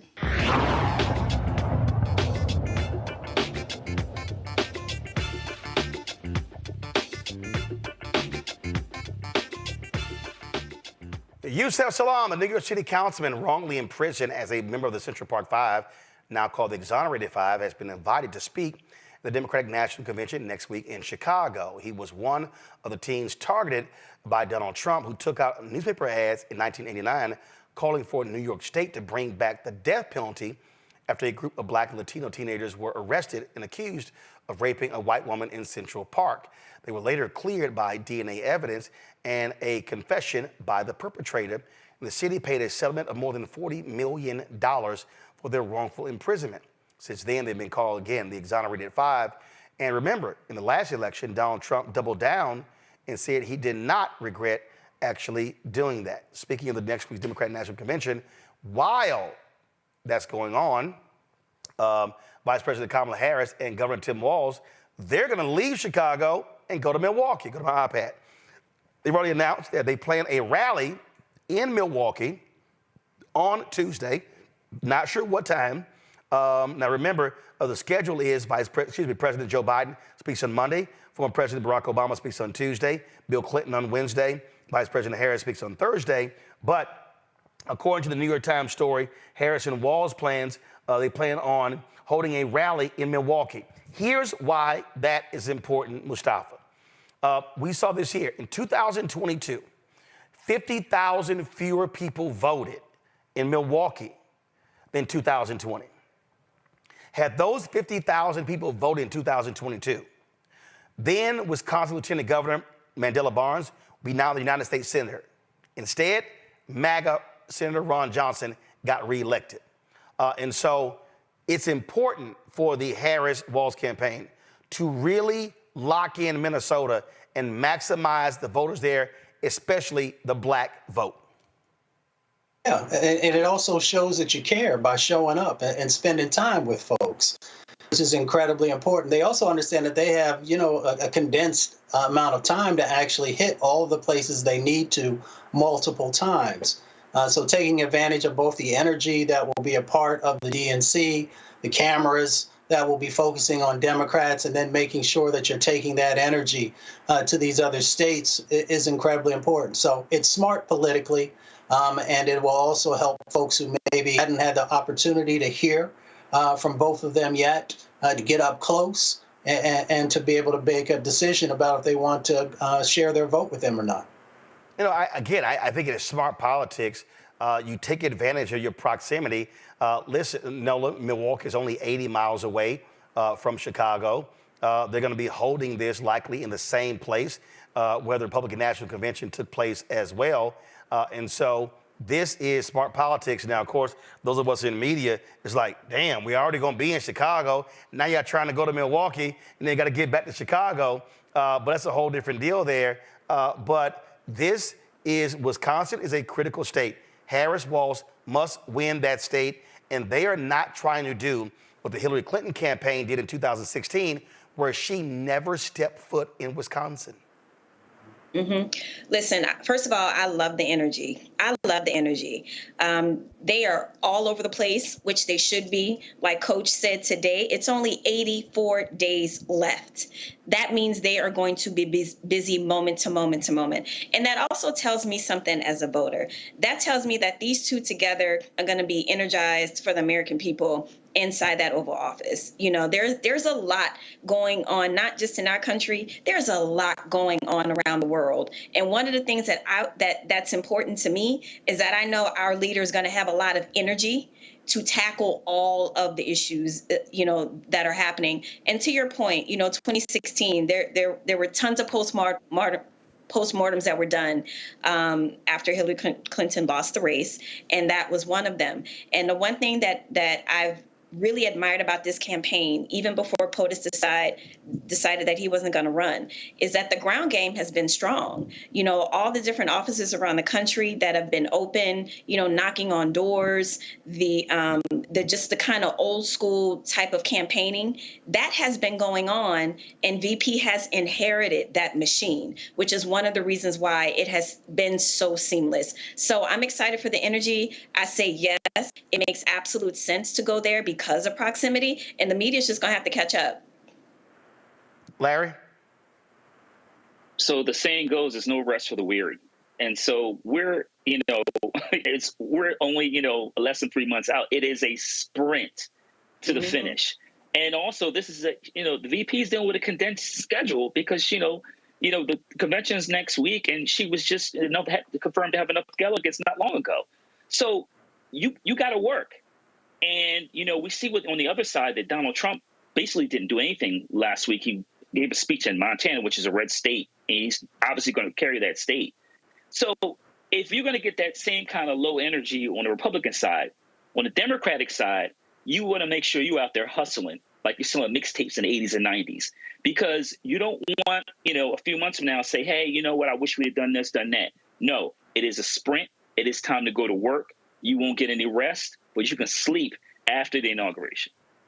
And not only that, so Thursday, Vice President Harris is going to be with President Biden in Milwaukee. On Friday, she travels to Raleigh, North Carolina, where she's going to be unveiling some of her economic proposals. They were supposed to be in Raleigh last week, but those tropical storms that were all over the East Coast, that rain was just sitting on top of the Carolinas, kept them from having that event there in North Carolina. So that's what's going on. So it's going to be pretty interesting, again, having Harris-Walz holding a rally in Milwaukee next Tuesday at the same time Democratic National Convention is happening in Chicago. Speaking of that, folks, we're going to be live in Chicago all week. Our team arrives on Sunday. Beginning Monday, we're going to be broadcasting every single day from 6 p.m. to midnight. Folks, y'all don't have to waste your time watching those other networks. Y'all already know you ain't going to see any black people. You might get one. So CNN going to show you, they're going to show you Van Jones. They might throw Bakari on there. So MSNBC, you're probably going to see Joanne Reed. Fox News, they ain't showing nobody black. And ABC, NBC, CBS, ain't going to be no black people. And so if y'all want the real deal, if y'all want the true black perspective, if y'all want to see the real kind of coverage, tune in to our coverage on the Black Star Network app, our YouTube channel. Again, we're live in Chicago Monday, Tuesday, Wednesday, Thursday, 6 p.m. Eastern, every single day. Looking forward to being there. And so your support is absolutely critical for the work that we're doing. And so we can't wait to bring you all the voices. It's a whole, let me tell y'all something. I was telling Carol, my producers, yesterday, going to the DNC with all them black people is like going to Essence. It's going to be stuff happening, breakfast stuff, lunch stuff, afternoon stuff, evening stuff. The convention is going to be watch parties. It's going to be concerts after each night is over. So I'm just telling y'all right now, I remember it was 18-hour days for me in 2016, 2012, covering the convention. Of course, you had COVID in 2020. So we got all of that. So it's a whole lot will be going on. And we're going to have all the coverage for you next week. So this is the place y'all tune in. And I'm just going to tell y'all right now, ain't nobody else doing this. All the other black-owned media, they're not doing any of this. None of them. We're going to be there every single day, 6 hours every single night. And so please, y'all tune in to support us. And don't forget to support us in what we do. Join our Bring the Fuck fan club. So you're checking money order to P.O. Box 57196, Washington, D.C. 20037-0196. Cash App, $RM Unfiltered. PayPal, R Martin Unfiltered. Venmo is RM Unfiltered. Zelle, Roland at RolandSMartin.com. Roland at RolandMartinUnfiltered.com. Be right back.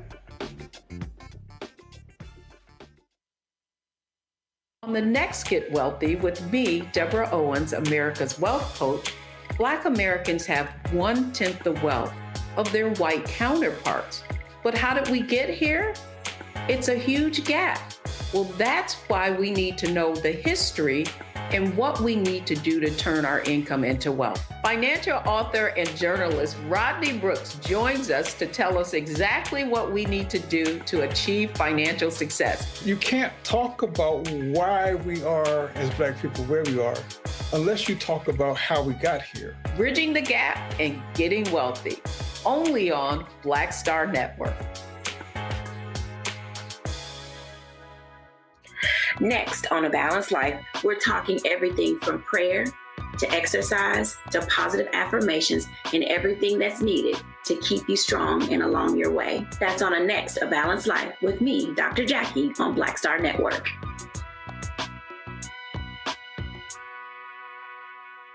Hi, everybody. I'm Kim Coles. Hey, I'm Donnie Simpson. Yo, it's your man Dion Cole from Blackish, and you watch Roland Martin, Unfiltered.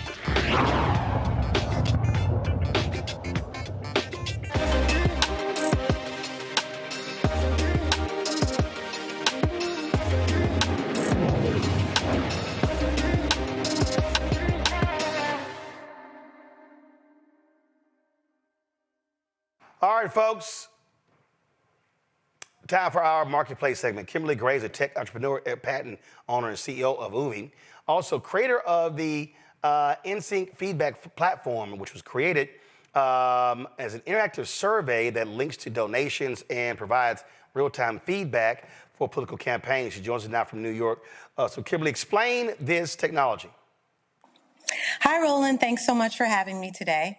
Yes, I'm Kimberly Gray. I'm the CEO of Uvi. We are a New York City-based software company providing communication and data solutions for organizations in the public and private sector. And our software platform, NSYNC, is a video-enabled, one of the first ever video-enabled survey apps that instantly allow organizations to communicate with their audience in real time. So what does that mean? Video testimonials with transcription, with AI insights, and it can easily be accessed by QR codes that go to an online survey platform. So we've been working with organizations to really help them understand what people are thinking in the moment, in their thoughts in the moment. And now more than ever, we need real-time engagement tools to understand what the people are thinking, what your customers are thinking in real time. Okay, so how does that work politically? So what are you actually surveying? What are you trying to find out in real time? Everything anybody would want to know about this election. And just to be clear, we do surveys for private sector organizations, companies like Hearst, working with them on supplier diversity, working with higher education and the city of New York. We're based in New York City. We're an MWBE certified vendor. But for this election, you know, especially in these battleground states, so many people want to know in real time, what are people thinking? So how does that work? So for instance, okay, fine. You got 7 battleground states.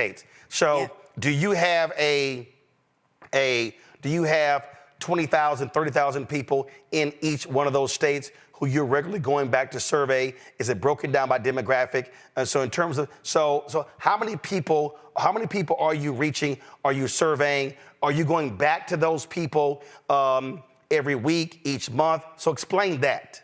Right. So that's something that we're building out now. We're based in New York City, so we've been working with local city council elections. So now I think, and that's why I'm here today, is to provide this platform as an opportunity for people to be able to get that feedback in real time. So yes, because it's so easily accessible, it can be deployed just in a link from your website, in an SMS. So if you want to know what people are thinking in real time, we can facilitate that digitally. Right, right. So who is it, but I'm saying, who is it going to? So if you're a campaign, so like, do you have the database or is it their database? How does that work? So for instance, I was talking to a major donor, and they were talking about there's a pollster who worked with the Obama campaign. So he has a grouping of 80,000 people who he polls and surveys every single month. And that's broken down, it's nationally, it's broken down by state, it's broken down by zip code. And so that's what I'm asking. Yes. You have the technology piece, but in terms of how do you reach those people? Right. Do you have that grouping, or is that what a campaign has? Yeah, so we can provide that for the campaign. So another reason that I'm here today is to provide these services for the campaign. So what it will enable you to do is to create the survey. In the back end of our cloud-based platform, you can access all of the responses. Everything's intake only, which is really important because you don't have to worry about disseminating any messaging and worry about people, presenting a lot of the things you deal with comments that you can't control. So this is a very controlled environment that allows you to, in real time, see the responses of people. And from those responses, we take transcriptions and tags for different keywords. So if people are very concerned about, let's say, the Supreme Court decision and the next potential nominees, they can talk about that. If they want to talk about abortion rights, they can talk about that. Because our system allows you with transcription to tag all of these keywords. And it's super simple, it's super interactive. And unlike watching the news or a broadcast, you can actually put your voice out there in real time, have those videos that can be shared on other platforms as well. So what political campaigns have y'all done this for up to now? Right. So we recently created one for the Harris-Walz campaign, which I would love to have presented at the upcoming DNC, because again, we're the only platform that actually allows the people to talk about what they're thinking in the moment. So imagine, and we do a lot of events, right? We've done tech events. So scanning this QR code in real time, you can actually, provide this information to the campaign directly because they're the ones who will be able to see the responses. So virtually, in person, this is a great way to just really understand what people are saying, right? Because when you're on calls, it's rare that everybody gets a chance to say something. So this is a way to capture all that information in real time and provide solutions and actionable data. Questions from the panel. Nola, you first.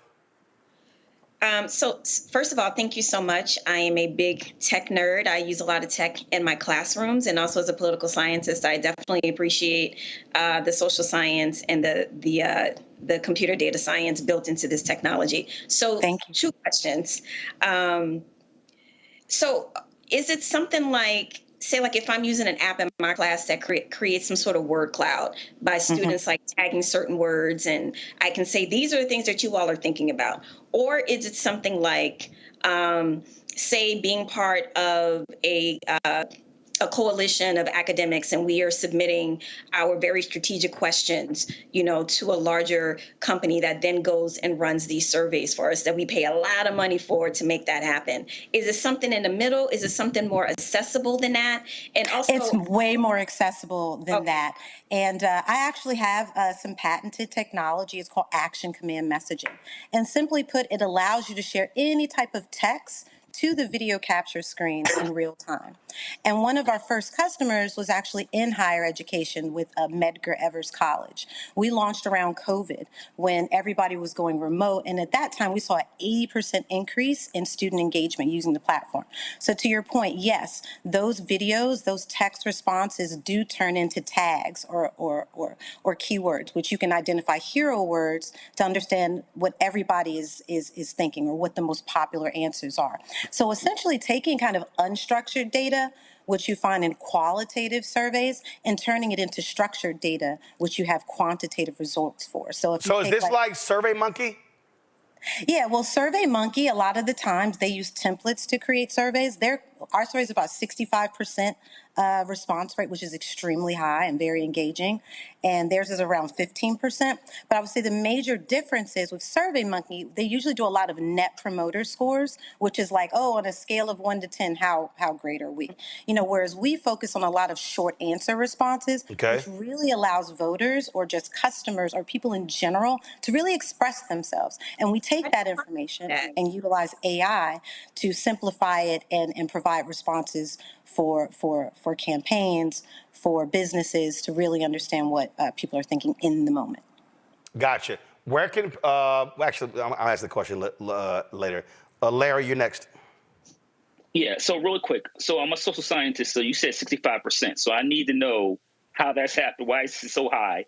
And then secondly, what do you do about securing people's personal data? Okay. So with the 65%, that's based on an engagement rate. So if we send the survey, to 100 people and we get more than 65 people responding, that's very, very high. And then so what's the largest grouping that you sent it out to? At this point, you mean for surveying for campaigns or no for anything? I mean, how many? What's the largest group? 5,000. 5,000. And so you're saying you got a 65% response rate on that 5,000? From the people who actually clicked and responded to it, yes.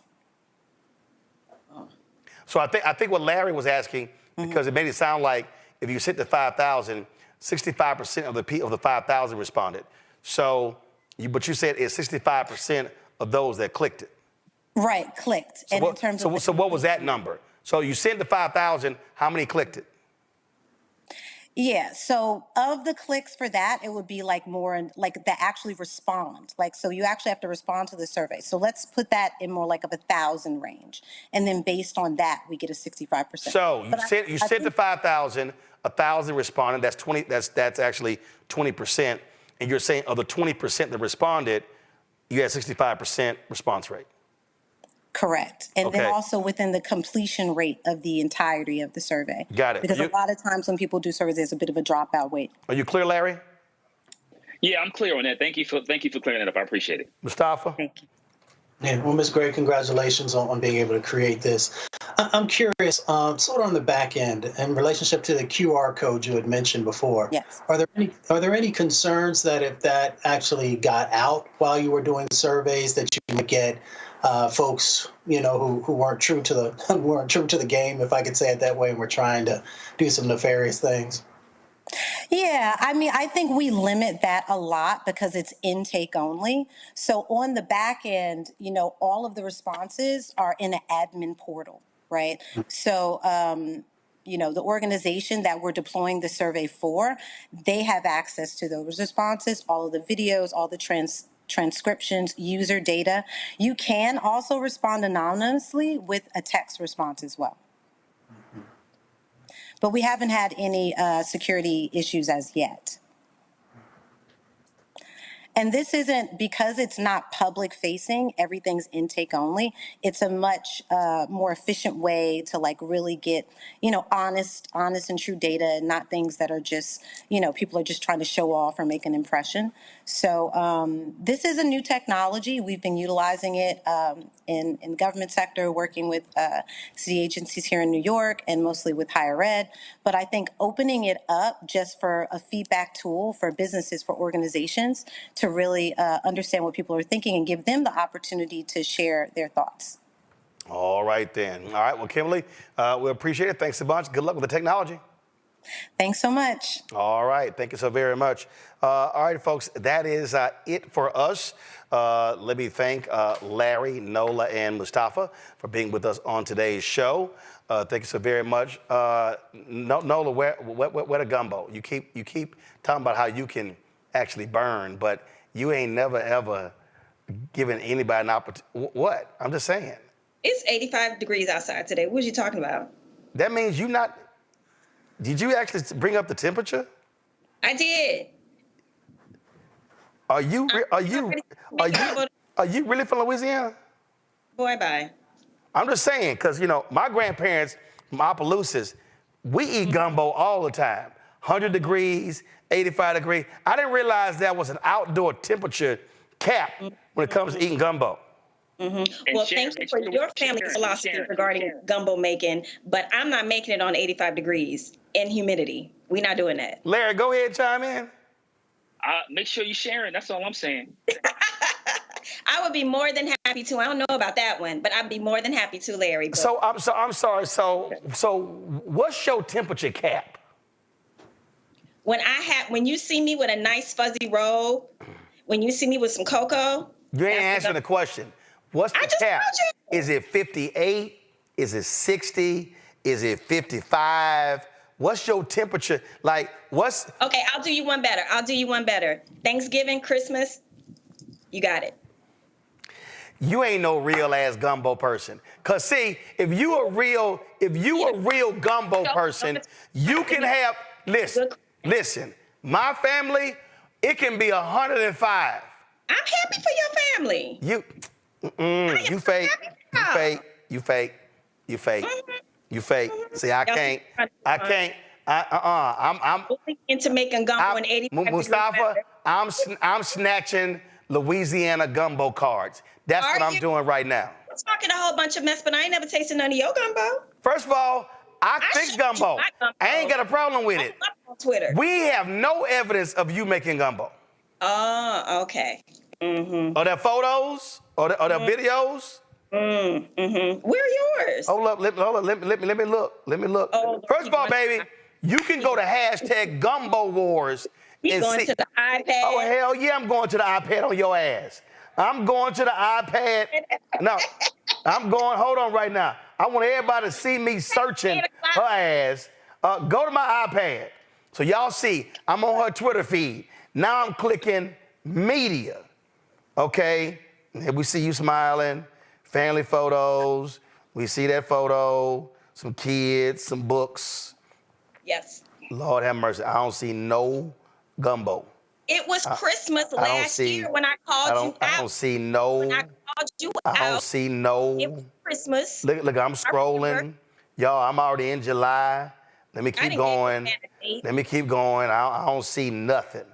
Matter of fact, I don't see no food at all. I mean, I don't see. Lord have mercy. Hold up, what was that? Was that some food? What the hell was that? Some breadsticks? What? I see a fan. No, hell no, that was a fan. That was an African fan. She ain't got no. I mean, I don't. Leave me alone. I'm waiting for my daddy to send me a text because I know my daddy says she ain't real. We do gumbo any time of the year. All you temperature control Negroes. The only thing that you are some temperature control Negroes. The only thing I eat 24/7 is red beans and rice on Mondays. That's 24/7. Your ass, you only eat red beans and rice on Mondays? That is, you about to start on a New Orleans menu. We're not about to do that. What the hell is wrong with Tuesday, Wednesday, Thursday, Friday, Saturday, Sunday? Monday is our red beans and rice day. Mr. Know-It-All. I just can't believe we ain't come across not now, nothing. I mean, you talk a lot. Here. Why are you picking on me? You talk a lot of trash. You start with B. You talk a lot of. Let me go ahead and stand up. Let me see. See if you pull up. See, let me go ahead and educate you on something right now. Y'all pull a cat. Let me just educate you on something right now. See, did I not just tell y'all? If you just pull up Gumbo Wars, the hashtag, boom, first one that comes up. First one that comes up. Look at that. Scroll, listen. See, this, my daddy handling his business. See, you don't even, turn the audio up. Oh, yeah. We got the right music. We got the 40-quart pot. What's the green stuff? We got all that. First of all, girl, it's called a stock pot. 16 or 20. What's the green stuff? The hell you mean, what's the green stuff? What is it? Oh my God, she don't know what she talking about, y'all. Oh my God, she don't know. Look at this here. See all that? See this hashtag Gumbo Wars? You see all that? Where your stuff at? We don't see nothing in here from Nola. Nothing. Nothing. Cooking is a thing that me and my mom did, and we also had a catering company. It's very near and dear to my heart. You had a catering company? Yeah, we did. How long you catered? Well, it paid for my UCLA undergrad education, so 3 years. 3 years? Mm-hmm. Girl, please, I catered from the age of 7 to 30. That's great. You talking to a grown man. That's gumbo right there. Okay. It ain't gotta be cold. cold. Why would it be cold? No. Carol said, Okay. ain't no okra. I don't like okra in my gumbo. Can you let me go now? now? Now, my mama like okra in her gumbo, but I ain't doing okra in the gumbo. What you say, Nola? I said I'm missing my mama. So can we missing your mom too, and we missing that. But I'm gonna need you in this temperature check. We're gonna have to, we're gonna have to work on that, Nola, because this whole, it got to be 54. I gotta be in some fuzzy shoes, and some fleece. Don't make no. Why it has to be your mood setting and it can't be mine? That's what I don't understand. Why I gotta cater to you and your needs? Easy. Because real gumbo people can eat it any time of the year. Oh, I can eat it. I'm talking about cooking it. I'm done with you. Listen, I volunteer, so I'm volunteering. All gumbo, you can send all gumbo. I'm done with you. I'm volunteering for everybody. I'll send you some jambalaya too, boo. Listen, my damn I'm so mad. I watched beep and said, look like I took a hard fall because I slammed my hand down. I'm done with you. Nola, I'm done with you. Night. Nola, I'm done with you. I'm done with you. Have fun in Chicago. We're going to wait till the temperature drop, and then we're going to see what your skills are. Maybe. Maybe. All right, Larry, Nola, Mustafa, I appreciate it. I'll holler at y'all. Again, folks, a couple of things. Don't forget, if y'all want to get that T-shirt, My Black Job is Voting, go to dationsdesigns.com, use the QR code, go to the website. Y'all can get that. You can use the promo code Roland, and then, of course, you can, by doing that, of course, you get a discount, and a portion of that comes back to the show, so we certainly appreciate that. Don't forget, folks, also support the work that we do. Join our Bring the Funk fan club. Send your check and money order, P.O. Box 57196, Washington, D.C., 20037-0196. Cash App is $RM Unfiltered. PayPal, R Martin Unfiltered. Venmo is RM Unfiltered. Zelle, Roland at RolandSMartin.com, Roland at RolandMartinUnfiltered.com. And of course, folks, I'm going to be in Cincinnati on Thursday, the Black Family Reunion. Y'all come out to Corinthian Baptist Church. So go to myblackfamilyreunion.org to get your tickets. Can't wait to see y'all there. All right, folks. Somebody put on YouTube, Roland, you being petty. Yes, I'm King Petty. Yes, you're right. And then let's see here. Somebody said, I don't like andouille sausage. It's nasty. That's too be black native. Well, make your own damn gumbo. See, I can't stand Negroes like that. See, some of y'all are some special Negroes. See, y'all are the, is that beef sausage? Is that pork sausage? Is there seafood in there? Let me explain something to y'all, okay? All y'all special gumbo Negroes, we make a little bitty ass pot for y'all, okay? A little bitty ass 1 quart pot for y'all, all right? So we make gumbo for regular people. I don't know when black people had to start eating all this special ass food.